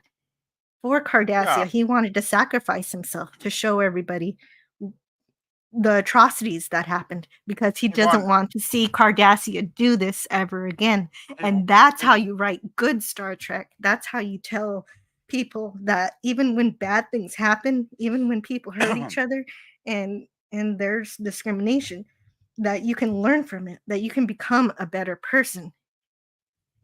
trouble with woke. It's not And about that's learning. Star Trek. Woke seems to be about taking their prejudice, It's just whatever their about it's prejudices just are, about yeah, and right. It's inflicting just them on the rest of us. yeah, it's just saying, woke is just saying, oh, yeah, there's ugly things in the world, and that ugly thing has to be punished and destroyed, and there's no hope for resolution. The world is ugly, and it's always going to be ugly, and the only way to get rid of it is to destroy it, and it's only destructive, and Yeah, and that is the it's saddest. not just that though. It's like take a whole group of people, like Not take a group of people of a certain skin color, like white folks, and say you're all responsible for all the atrocities that have gone through history. Blah blah blah blah. You're guilty. right. You're You're responsible responsible for for your this. ancestors. Yeah, whatever your ancestors did hundreds of years ago, you're just as guilty as they are. Mhm. It's like the sins of You the can't father, right? and yeah, right, guilt by association, and Yeah, you're sins of the father. there's no hope for you to learn, And it just makes me so don't so even try. frustrated. I'm so frustrated. Like, Oh, the biggest thing that they say is, "It's not my responsibility to teach you. You just have to go. Get out of here." And so why? Why the division? Why woke is I divisive? think they go on the division. It's Just, unfortunate. I think it makes them feel powerful. But I think the thing is that people are realizing this. Some people realize the Some people difference are. between Yeah. the 2, and it Yeah, I got to tell you, Joe. When I was a I kid do back think in the things are getting '60s, I better. never thought the world was going to get as screwed up as it is. Like, I just can't believe Yeah. all this stuff even exists. Like even 20 years ago, I wouldn't have believed our current culture was going to exist. Like, so much of it is quite troubling, and it's just like, gosh, I don't know what the answer is. Like, I don't know if human beings are going to work through this phase that we seem to be going I think through. so. I see some hope, or at least I Uh, want to see some hope. well, yeah, got to have As long hope. as we can talk about Well, as long as we can talk about it, I as think there's long hope. as we can hang out here with intelligent people, and talk to each other, Yeah. and have fun like we did today, doing Kira's top five, in honor of Nana Visitor's birthday. Like, this is the times I enjoy. This is what I look forward to Too. each week, and this is what keeps me going. To be honest, it's like just to hang out and have an interesting intellectual discussion and have fun at the same time, Joe. So And I think we have. I think I think we have. I'm shaking a little uh, bit from that. I haven't really oh gone that deep into that particular discussion, and wow, so yeah, I missed it's Mart's. Star Trek. Yes, Dan Candy, me too. Yeah, smart Trek. Yeah. It was indeed Smart Trek at one time. Yes, we will see it change, at least in the States. I think so too. I hope we get a change. Like, it doesn't seem to be as bad up here. Like, it seems like the U.S. kind of magnifies things quite a bit from what I observe over the And years. that's true. That's one of the biggest problems is when people pay too much attention to the mass media narrative and everything. Yeah. Instead, because they make the problem seem worse than it is. They make things up and they say things happen, but they don't say who did it and they don't give names. It's all just a bunch of fear Well, mongering the thing and is all of too, that. But when the reality is when you get two people together, two human beings, no matter who they are, they're gonna learn about each other and have a good time, figure out each other's name, and it isn't as bad as they make it seem. Well, it's like when people talk about my country and there's so many doomsday, the sky is falling people. Like, I see a lot of stuff on Twitter, and you know, it's just like there's this undercurrent of pessimism that people want to promote, I guess, for political agendas or whatever, and whatever For tension they too, have. yeah. Yeah, for attention, of course, Jill. And there's so much negativity, and I see things on YouTube. It's like, oh, people are leaving Canada. Nobody wants to live in Canada anymore, and I'm like, huh? Gee, that's not the Canada I know. You know, Dude, is I'm that quite yeah. happy. I've been in here in British Columbia for most of my life, and it's of course not as good as it used to be, but nowhere it seems to be as good as it used to be because we have the homeless problem, we have the drug issues, but not to a level that's so unmanageable. Like, I you know I go out in my part of town and I never see this stuff because it's there's bad areas, and every town, every city has its bad areas, right? I just don't go to them because I'm, yeah, I don't need the grief, right? But, you know, Canada's not perfect, but geez, it's far from the horrible place that some people want to make it out to be. Like, I mean, my part of Canada is really good anyway. When I go out and do my daily chores every week, I go out to the supermarket, everybody's getting along. There's all kinds of different people from different parts of the world here, different, cultures, but everybody seems to basically be polite and friendly with each other. And I don't see, all this horrible stuff going on. Like, you see these videos of, protests in the Yeah, streets and exactly. chaos, They and I don't yeah, see it. it It doesn't it exist it's here. It being just doesn't. presented as worse than it is. It gets blown out of proportion, I think. Yeah, Jill. And I'm sure there are some instances, but Yeah. Well, it seems every individual back case east. needs to be investigated fully. Like I need to know who the people are. Well, that's the What's their problem. name? They What's don't their often provide background? But they they don't don't provide do that. facts. They don't provide the No facts. And that's facts. why it's difficult to read the news because all you see is what they want you to see, their own Yeah. perspective, and they're going to Yeah, I twist the agree. story to follow Uh, whatever narrative they want well, I you can to believe. remember even 15 or 20 years ago, mainstream media here was still pretty objective, right? Like, I could put the news on for an hour at night and feel like I was actually getting some honest reporting of actual factual information of what was actually happening in the real world. Now, the mainstream media for like the last 5 or 6 years, I don't watch mainstream media anymore because the last time I did, it was getting so, opinionated, and it was just like opinions, not facts. And then it started to kind of get woke, like CBC started to get woke. And the last white man they had as a news anchor was Peter Mansbridge, and he retired, geez, probably like 7 or 8 years ago now. And I don't think they've ever hired a white guy to read the news since then. So, it's just like And it yeah, feels and like creeping as I was wokeness. saying earlier, diversity itself isn't woke. It's how the everything is perceived, how the story is played out, who is being made to be the villain, and if they're not broadcasting and they're being labeled as a villain somehow, then yeah, that's not good.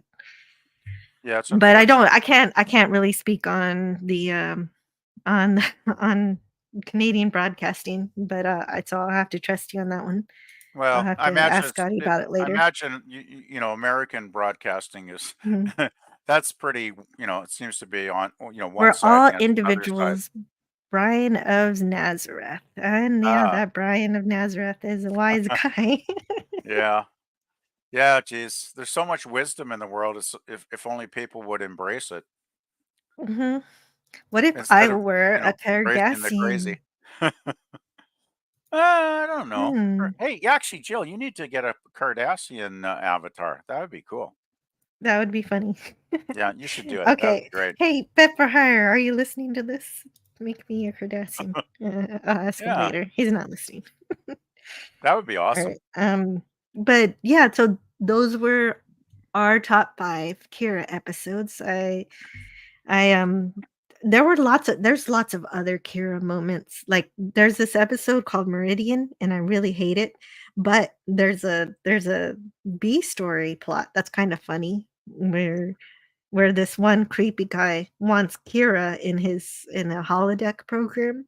Right? Do you remember that Oh, is that storyline? the one where Quark they they put Quark's face? Yeah, yeah. So that's a cool moment between Kira and Quark where they work Oh, together I to laughed so hard. to It trick was this guy. simultaneously hilarious as hell and horrifically frightening. Well, okay, so that Oh, story that was a is when I good asked moment. it was and when I asked my husband what his favorite Kira episode was, that's what he remembered. Oh no. Oh gosh. I don't know, So Jill. that's You burned need to into his talk to him. memory too. It was no, it's Uh, an amazing moment.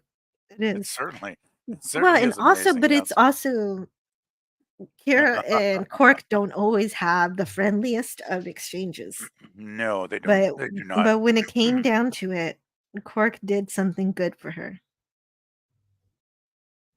And so I do appreciate whenever Cork's goodness comes out, that's one of the cases where it happened. Uh, it would be challenging if you wanted to do a top 5 Ferengi episodes. Now that would be challenging. Um Because I think the Ferengi episodes are very mixed bag at best. mhm.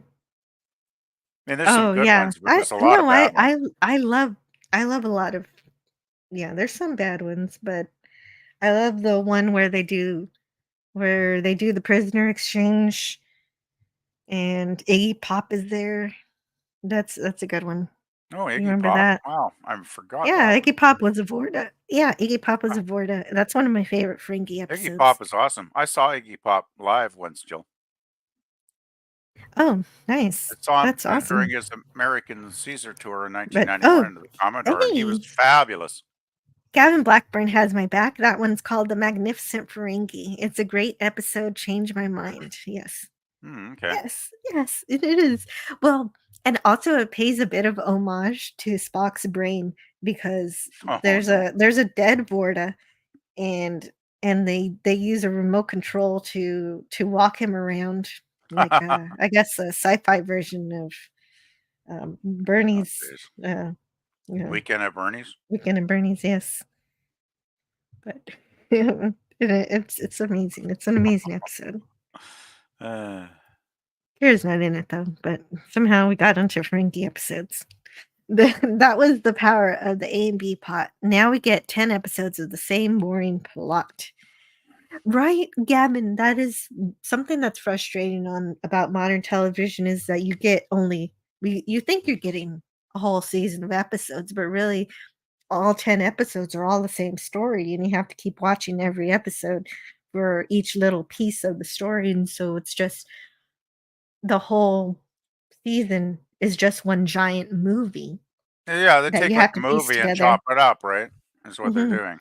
And so the thing is that Deep Space Nine was serialized, but each episode, it was still episodic.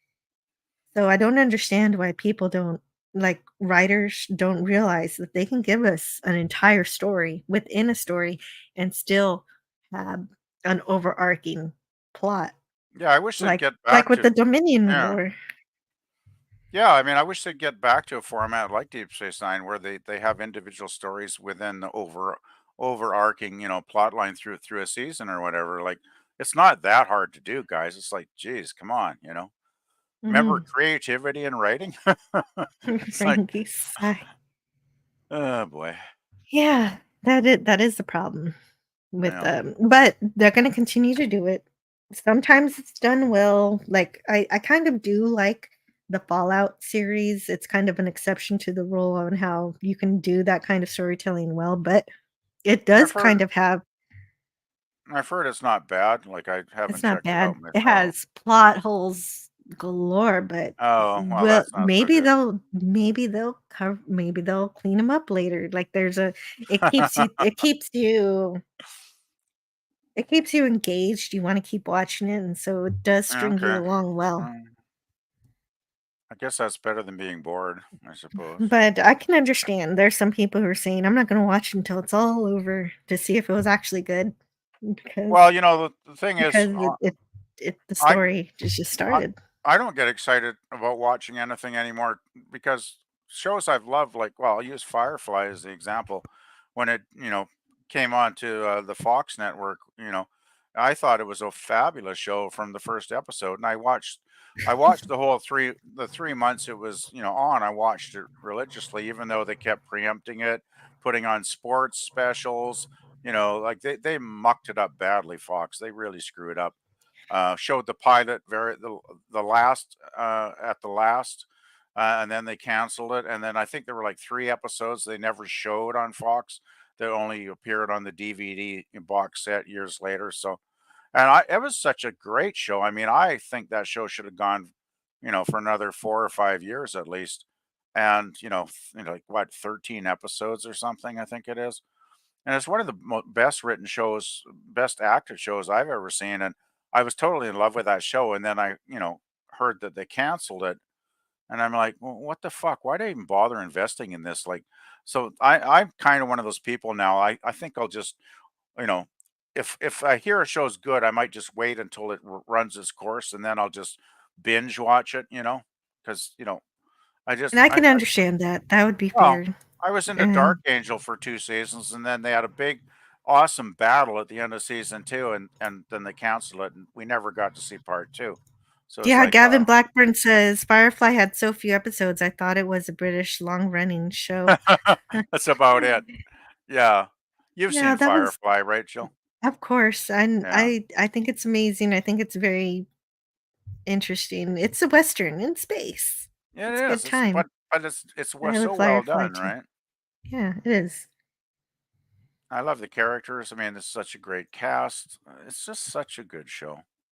Yeah, Gavin Blackburn says, "Babylon 5 was the best episodic but serialized plot." Yeah, and right, and that makes sense. I haven't seen past season 1. I need to get back to that one day. Yeah, I haven't seen much of Babylon 5 at all, so that's one big hole in my watch list that I need to check Mhm. off the list one of these days.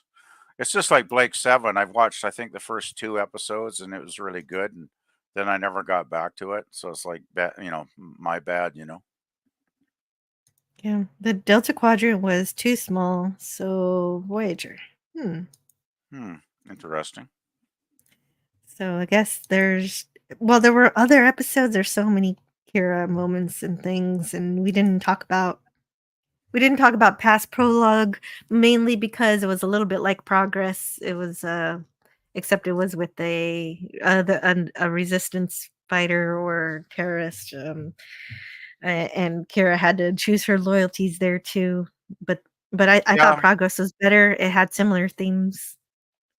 Yeah, the past progress was one I Past prologue, considered, yeah, or yeah. past prologue. I considered it, but then I just thought, no, not quite good enough.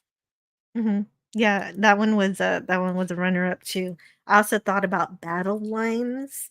I always hate the fact that we lose Kai Opaka. We lose the good Kai so Oh, early in of the course. series Of course, yeah. because we gotta make way for, You got to Vedic make win make to make win, make way for an adversarial situation, right? So, yeah. mhm, mhm. Hey, you mind if I step away for a minute, Jill? But I thought, yeah, sure, go ahead. I'll just talk about these what runner-up episodes while you step away. And no, I just thought it was an interesting idea for the planet with the people who can never die and they're stuck in the state of perpetual war. It was an interesting concept. And and the whole Circle trilogy, we did not even touch that. One day I might have a whole live stream just based on those 3 episodes. That's so much good. That trilogy, Homecoming, The Circle, and that other episode, they're just all of them are an interesting bunch of episodes that would be interesting to explore. But I think I'll save that for another time. And another episode that I almost talked about was Defiant, because and we get to see Commander well, not Commander Riker, Thomas Riker. Although it has a funny Kira moment, so I didn't pick it because it's kind of weird that they kiss at the end. But who doesn't Kira kiss in this show? But it. Other than that, though, it was an interesting episode. Thomas Riker showing up was kind of fun. And having Thomas Riker reject Starfleet in favor of the Maquis was really interesting to show the difference between him and William. And it's a great Defiant episode also. But Kira's like, one day I'll save you, Thomas Riker, from prison, and then they kiss. I never saw Kira kiss Kai Wynn. Oh, that's true. But Kai Wynn was too busy making out with Goldie Cott. Yeah. Sorry. Sorry, I had to come back on that. Well, that's an image I won't be able to get on my brain for the next day. Oh, I am so glad, Mega Cropper, if I would have did top 10, I would not have been ready for this live stream. It was hard enough doing 5. Well, 5 was more than enough. I would have had to work a lot harder. I'm amazed I even found 4. Like I don't think I did too bad considering, I only had a couple days notice there, Jill. So, it's all good, right? A lot more could have been done with Thomas Riker. Yeah, no, but he just got sent to prison. And then that's it. We don't ever find anything else out about him. He's still in prison as far as I know. Did anybody ever save Thomas Riker?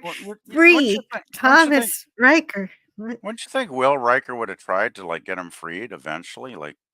That wouldn't have made a good couple of episodes or something? Come on, writers. The Next Generation was over. Who was going to go save? Oh, was it over?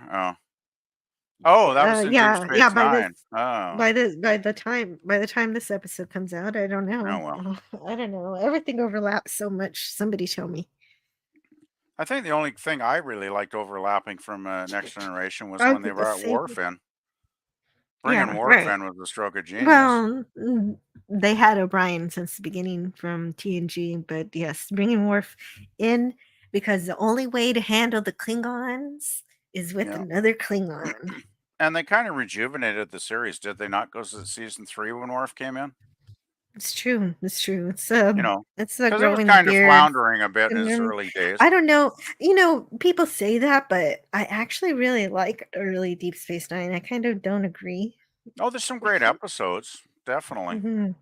I just think it just maybe wasn't catching fire, and then they thought, okay, let's bring the Klingon in and get some Klingon and you got to admit the Klingon episodes in Deep Space Nine are pretty awesome. So, they are. There's one episode that I wanted to talk about, Apocalypse Rising. Actually, but Jill, it didn't have enough Kira in it. That would make an awesome top 5. Top 5 Deep Space Nine Klingon episodes. Mm-hmm. That would be good. That would be a good one, Jill. That could be. Yeah, I'd go for that one. I almost did talk about Apocalypse Rising, where where Okay. Odo and Cisco and they have to go in disguise as Klingons to find out who the changeling is. Oh And wow. the Klingon, because they know one of the Klingons is a changeling, but they think it's Gowron, but it turns out to be Martok, of course. And Right. no, Right. but there is one good Kira moment in that episode where Gul Dukat sees that Kira's pregnant and she's just like, it's O'Brien's, but she doesn't really tell him anything else out of context. So he That's just good. left. It was hilarious. And it's like, wow, O'Brien, he's just getting, extracurricular activities here. Yeah, yeah. Yeah. She didn't explain to him that she's carrying Well, Keiko's baby. Keiko teaches classes, right? So she needs to sit O'Brien down and teach him some lessons. It's like, hey, okay, I'm wandering off now. Oh, Wandering that's off on a okay. silly tangent. That whole entire plot, it's a little bit funny. And I think we talked about it earlier with Bird of Prey 5. He likes that particular storyline. Okay. Yeah, I like the Sins of the Fathers and the whole Klingon Civil War. That was a lot of fun. Mhm. Yeah, I And thought a lot of those Klingon episodes were really top notch. definitely, Lots of definitely. fun. Good storylines. Good examination of the Klingon society. Hey, the Mhm. Duras Well, sisters. I mean, come well, on, one of Duras these sisters. days I'm going to cover Way of the Warrior, but you'll have to wait. I'll let you know when that happens. Yeah, That's please gonna be do. good. Because I'll give it a rewatch when you're going to do it. So, Mhm. yeah, And wow. Unnecessary Evil almost made it to the list because that's when Odo meets Kira and saves her Mm, life. So even though it turns out that she was responsible for the thing that he was investigating, but Oh, luckily, right. Yeah. she survives. Hmm. And I almost talked about Indiscretion with the episode with Kira and Ducat where they save Ducat's daughter Kiel and Return to Grace also carries on that storyline with what to do with his daughter and all of that. Hmm. And there's lots of great Kira moments I know I missed out on today, but I think this was a great way to celebrate her birthday. I hope you enjoyed your time. Yeah. Yeah, it was definitely fun. I think we both picked, good episodes. So, yeah, Definitely. I think it turned out very well, actually. Yeah. Mhm. So, yeah. And we had the chat here, Jura sisters. That's the one thing I'll never forgive. Oh, they wasted them at the end there, didn't they? Generations. Yeah. Yeah, I'll never forget Star Trek Generations for Yeah, killing why the Jura sisters. take great characters and kill them off in a meaningless way? It's just like stupid. Yeah, the only saving grace was I did like when they're spying on the Enterprise and they're disgusted by Beverly Crusher. Yeah, ew. That's funny. Yeah. Actually, they should have put Troy in that scene. That would have made more sense. Because Troy always kind of disgusted me, to be honest. It's like, Oh, yeah. really? Oh, Oh, I I'm don't not know. a Troy fan. I like them both, so it's just kind of funny. Well, the thing with Troy is like I don't, counselor Troy, but we don't really see her do much counseling, and she doesn't really seem to do a lot of episodes at all. And I always thought She she was does like she the does some character. counseling, but she leans on her powers. Yeah, I There's just that thought. episode where she loses her powers. She's like, I can't do this anymore. Yeah, I Mm. just found her uninteresting, not at all compelling character through most of the series. Really, I just thought, why She do has we her need? moments. She has some Yeah, good moments. just like Like Wesley, right? It's like why we don't need this, like. for example, one of her best episodes is one in which Troy doesn't act like Troy at all, which is Face of the Enemy, which of Oh, course, that's which a good where one. she becomes a Romulan. But those kind of moments don't happen a lot for Yeah, Troy, yeah. There's some good ones. unfortunately. What's the one where it's like is it her and Data and they get possessed by some alien entities and they try to take over the ship or something, and that was Oh, a good right. one too. Okay. Yeah, because they were all playing out a character, right? And that was a fun episode because they were really nasty. But I think Troy was one of the ones that got taken over I and think, yeah, possessed. also O'Brien, it's called Power Play. So Power play, that yeah, was it. that was a good one. Yeah, A but I psychiatrist on the bridge, says James Caserta. Yep. it's like, Captain, how are you feeling? Do you need counseling at this moment? It's like, no, no, we're under attack." I just thought it Great was a bit fun. weird. Happy birthday, Nana. Yeah, happy birthday to Nana Visitor. Yeah. And I was glad we could celebrate that. And yeah, there's lots of good Star Trek to talk about. And so that's what the route we took today. Yep. I don't know. Maybe Troy's always just possessed somehow. I don't know. Would I don't that know. explain your character? I just found Troy I just saw her as unessential and kind of annoying a lot of the time. You know. Well, hmm, I like I her mean, I sometimes. I'll show you the one time I like her. There's okay. a few times. Maybe I could look into the times in which I actually like her to understand why I dislike her so much. Because I don't like her, but I probably like her more than you do. Yeah, probably. You know, Because I weird tolerate thing. her. You know, the weird thing is, Jill. I watched, the TNG from the second season because we didn't get the first season here at all because my local TV station, being the geniuses that they are, thought, oh, it's a syndicated show. That's going to flop. Let's not bother putting that Trek stuff on. Luckily, my cousin lived about 90 minutes away from me in another city, and he got the first season. And he actually taped it on his VHS machine. And I went over there one weekend for a little holiday, and he said, "Hey, you got to see this Next Generation episode." And he throws on what's the one near the end of season one with the parasites that are trying to take over the Federation. You That's know, the one conspiracy. conspiracy. Yeah, that's the first TNG I ever saw. And he's like, you gotta see this. And I'm watching this, and then, like, the guy's head explodes at the end of the episode. I'm like, holy shit. Wow, this is like more than TOS ever did. Like, it was, I was like sold. I was like, wow, this is so crazy. I gotta watch this show. And Oh, luckily they brought oh it on man. season 2, and I saw it. But I really loved the show Poor, when I was poor watching it Reddick. during its original run. I love the show, Jill, and over the years, it's just has not aged well for me, I guess, right? No, Whereas TNG other is shows, fantastic to me yeah, comparatively it's not speaking. I aged, think it's not wonderful. aged well. There are some bad episodes. Obviously, it's more like a roller coaster, but Yeah. I can find a ton of stuff to love about it. Oh, there's And great episodes, but it's even though I might agree with inconsistency. you that Troy is a weaker character, I love this. Chocolate is a serious thing. I can appreciate a woman who knows how to eat her ice cream. Well, it seems like chocolate is a big thing with you ladies. So I've never been into this week too The much. crap counseling. She never cured Reginald Barkley. Because he doesn't need to be cured. He's great. I love Reg. He's Yeah, perfect. It's the way he is. I always liked Reg too. Like, he was real.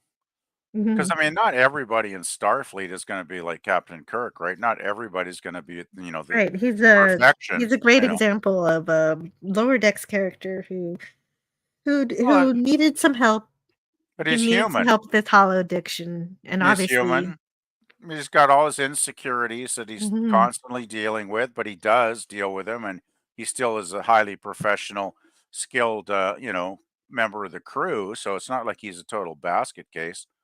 But he's just got it. He's very prone to anxiety, and I know that. I've been, I've had moments like in that in my life where I get over anxious, and you get into that, overthinking things, and you think things are going to be much worse than they ever turn out to be.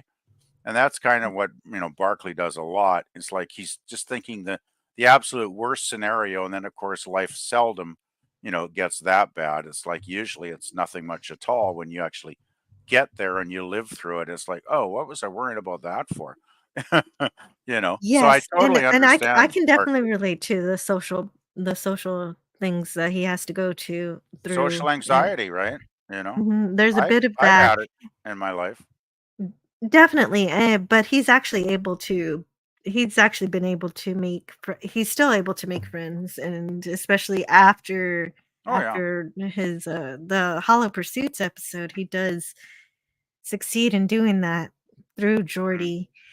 And he still has his hollow addiction in Voyager. Yeah, but you know what? He saves the day, and his hollow addiction is why Voyager is able to communicate with the Alpha Quadrant eventually. And so the problem, those problems are actually kind of a benefit. And so his issues actually turn into an advantage. And so when you're different, it makes sense to use those differences to make positive influences. And I think he used that difference in a positive way. Yeah, And I don't exactly think that. Yeah. Mhm. Well, I mean, the thing is, diversity, as Star Trek saw it back in those days, was a positive thing. And, people did Right. use their differences to learn from each other, expand their horizons, work together, and build a better future for everyone. And, gosh, that's my kind of Star Trek. Right. Mine too. I think that's a great note to leave off of. I know I've been trying to leave for a while. Oh, okay. So Time to go. I think we're yeah, it's time to go. I think it is. I think we celebrated. We covered it pretty well. Yeah. We Okay. celebrated Nanon's birthday. We covered the top 5 episodes, and we talked a little extra Star Trek too, which was a good time. Yeah. And we'll talk to you all next time. Sounds like a Oh, plan. Phoebe, is there anything you want to share for that you're doing on the internet that you want to share? No, not doing Are you much on the busy? Are you internet. busy fixing your Twitter account? Yeah, well, I changed my password last night, by the way, Jill, using your website that you kindly sent me. I put it, it was set at the strong encryption level when I logged on, so I just left that because I figured strong is probably sufficient, hopefully. Yeah, just hope you remember your password.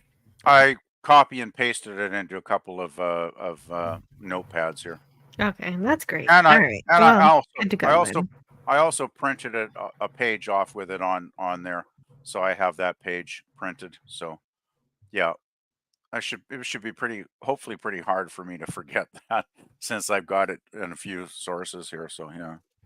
Mhm. And Franco Walker says, please subscribe and hit the bell, share, hit like, and select live chat. Thank you for another great stream, says Gavin. And Franco also thanks myself and PvP and the No, chat. Yes, okay. thank you to the chat. And is there anything else you wanted to share? Well, I just wanted to mention, Before I think my problem with my Twitter Mhm. account might have been that I often forget to log out, which is probably a really stupid thing, right, Jill? Well, it's not stupid if it's at home, but if you're forgetting Oh, to I am at home. Yeah. like if you're at the library and you log in, No, I wouldn't do that. No, no, to not no. log- I just used my own personal computer here, so that you don't think that would have been a no, cause of no, because I still suspect I must have got hacked or something. Because you did. for the It life of definitely, me, I yes, can't think of anything I violated. Like I don't get it. you haven't. You do almost nothing with your account. I know. So why did I get like taken down twice and you're busy on there all the time and other, folks in the community are posting stuff every day and I Mhm. don't post anything hardly ever. I mean, the only thing I could think of is sometimes, we get chatting in the direct messaging and maybe I post too many messages to you. Like, does that No, make any no, I sense? don't. No, that doesn't make any sense. So You've done I don't nothing, get so it. your hacking theory is correct. So how But often should I change what? my password? Like, should I change I it don't once a know. month or? No, I don't think so. Once a year should be good. Oh, okay. So I want to thank everybody who is here. Thank you, Booger414, who's just in here for the tail end of the stream while he's at work. So thank you for stopping by. Thank you, DJ Play Nice, for being here. James Caserta for being here. I hope Jill doesn't swing her shoulders like Troy does. I don't know if I really ever looked at her shoulder swinging. And thank you, Franco Walker, for being amazing. And Mega Crupper, thank you to Gavin Blackburn, DJ Play Nice, Dan Candy. Great to see you here. Oh, I also remember Mockingjay YouTube. Really great to see you. Who else is here today? You remember anyone else who? Thank you, Bird of Prey 5, for showing up. I'm sure. Oh, Okay, so yeah. he's probably streaming right now. If he's streaming, I usually like to end it at 3. Yeah, he's doing he's doing his bed life right now. Why do women wear bras? I suppose it depends on the woman, but Well, I mean, I can think of certain reasons why, but it's like I'm sure well, every woman's an individual, so it's like well, that is the individual thing. question. That is the question. If you want that question answered, go to Bird of Prey Pie stream, where that is the question of the day. Apparently, I know it's good support. Yeah. You don't want to, your otherwise your nipples will, show through your shirt. There are a multitude of reasons. I don't know why. Somehow I wasn't expecting that statement to come up on the birthday stream for Nana Visitor today, but hey, what the heck? Happy birthday to Navi. Well, actually, there's one more thing I wanted to mention about her that I forgot. She is actually writing a book about women in Star Trek, and it's cool. going to be released in October. So I'm looking forward to that. I want to buy it, That should even be though good. she does.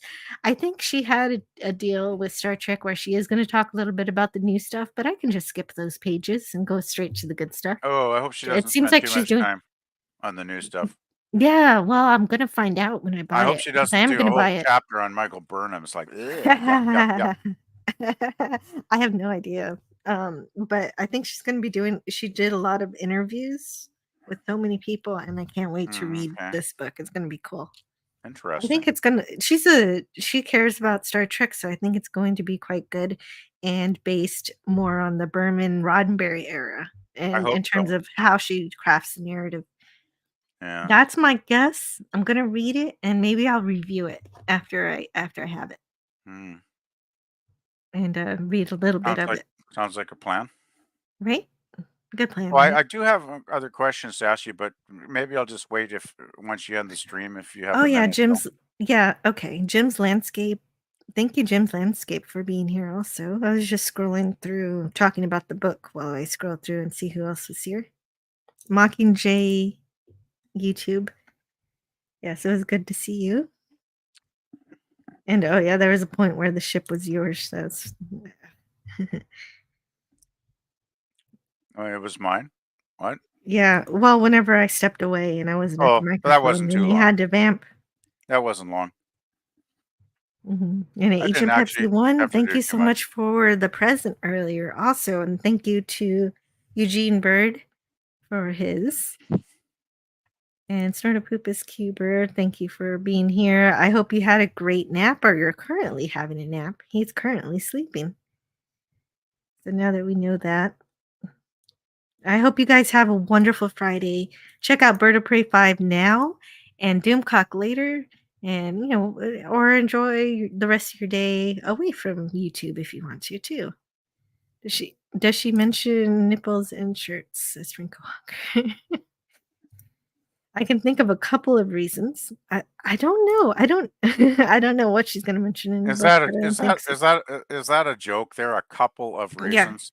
Yeah. Yeah, that's the joke. Yes. Yeah, I figured so.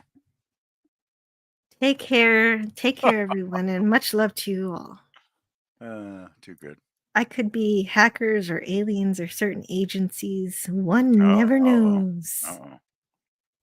Oh, it could be. Not I could be.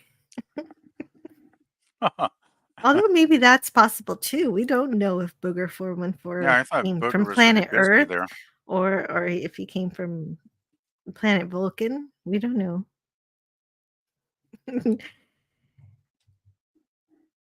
That's an interesting question considering how many women comment on how uncomfortable they are. Yeah. It's important to find some that are comfortable. Does Mikey Spock wear one? I don't know. Go play, Jill. Yeah, I'm gonna go play. See you later. Yeah. And so if you want more of that conversation, check out Bird of Prey 5. I'll see you later, guys. Bye. Bye.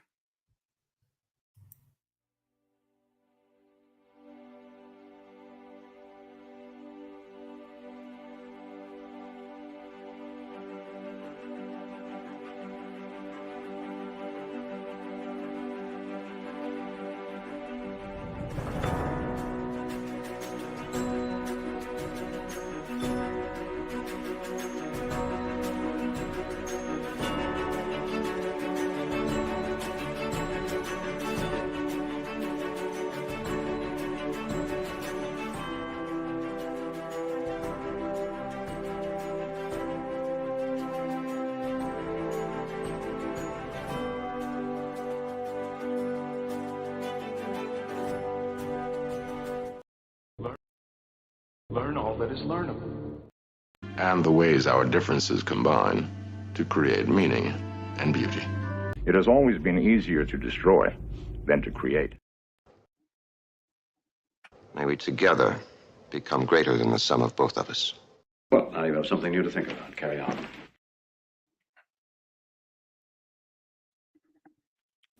Yeah. I wanted to go back to one of your original questions. What was so good about what did Star Trek do right?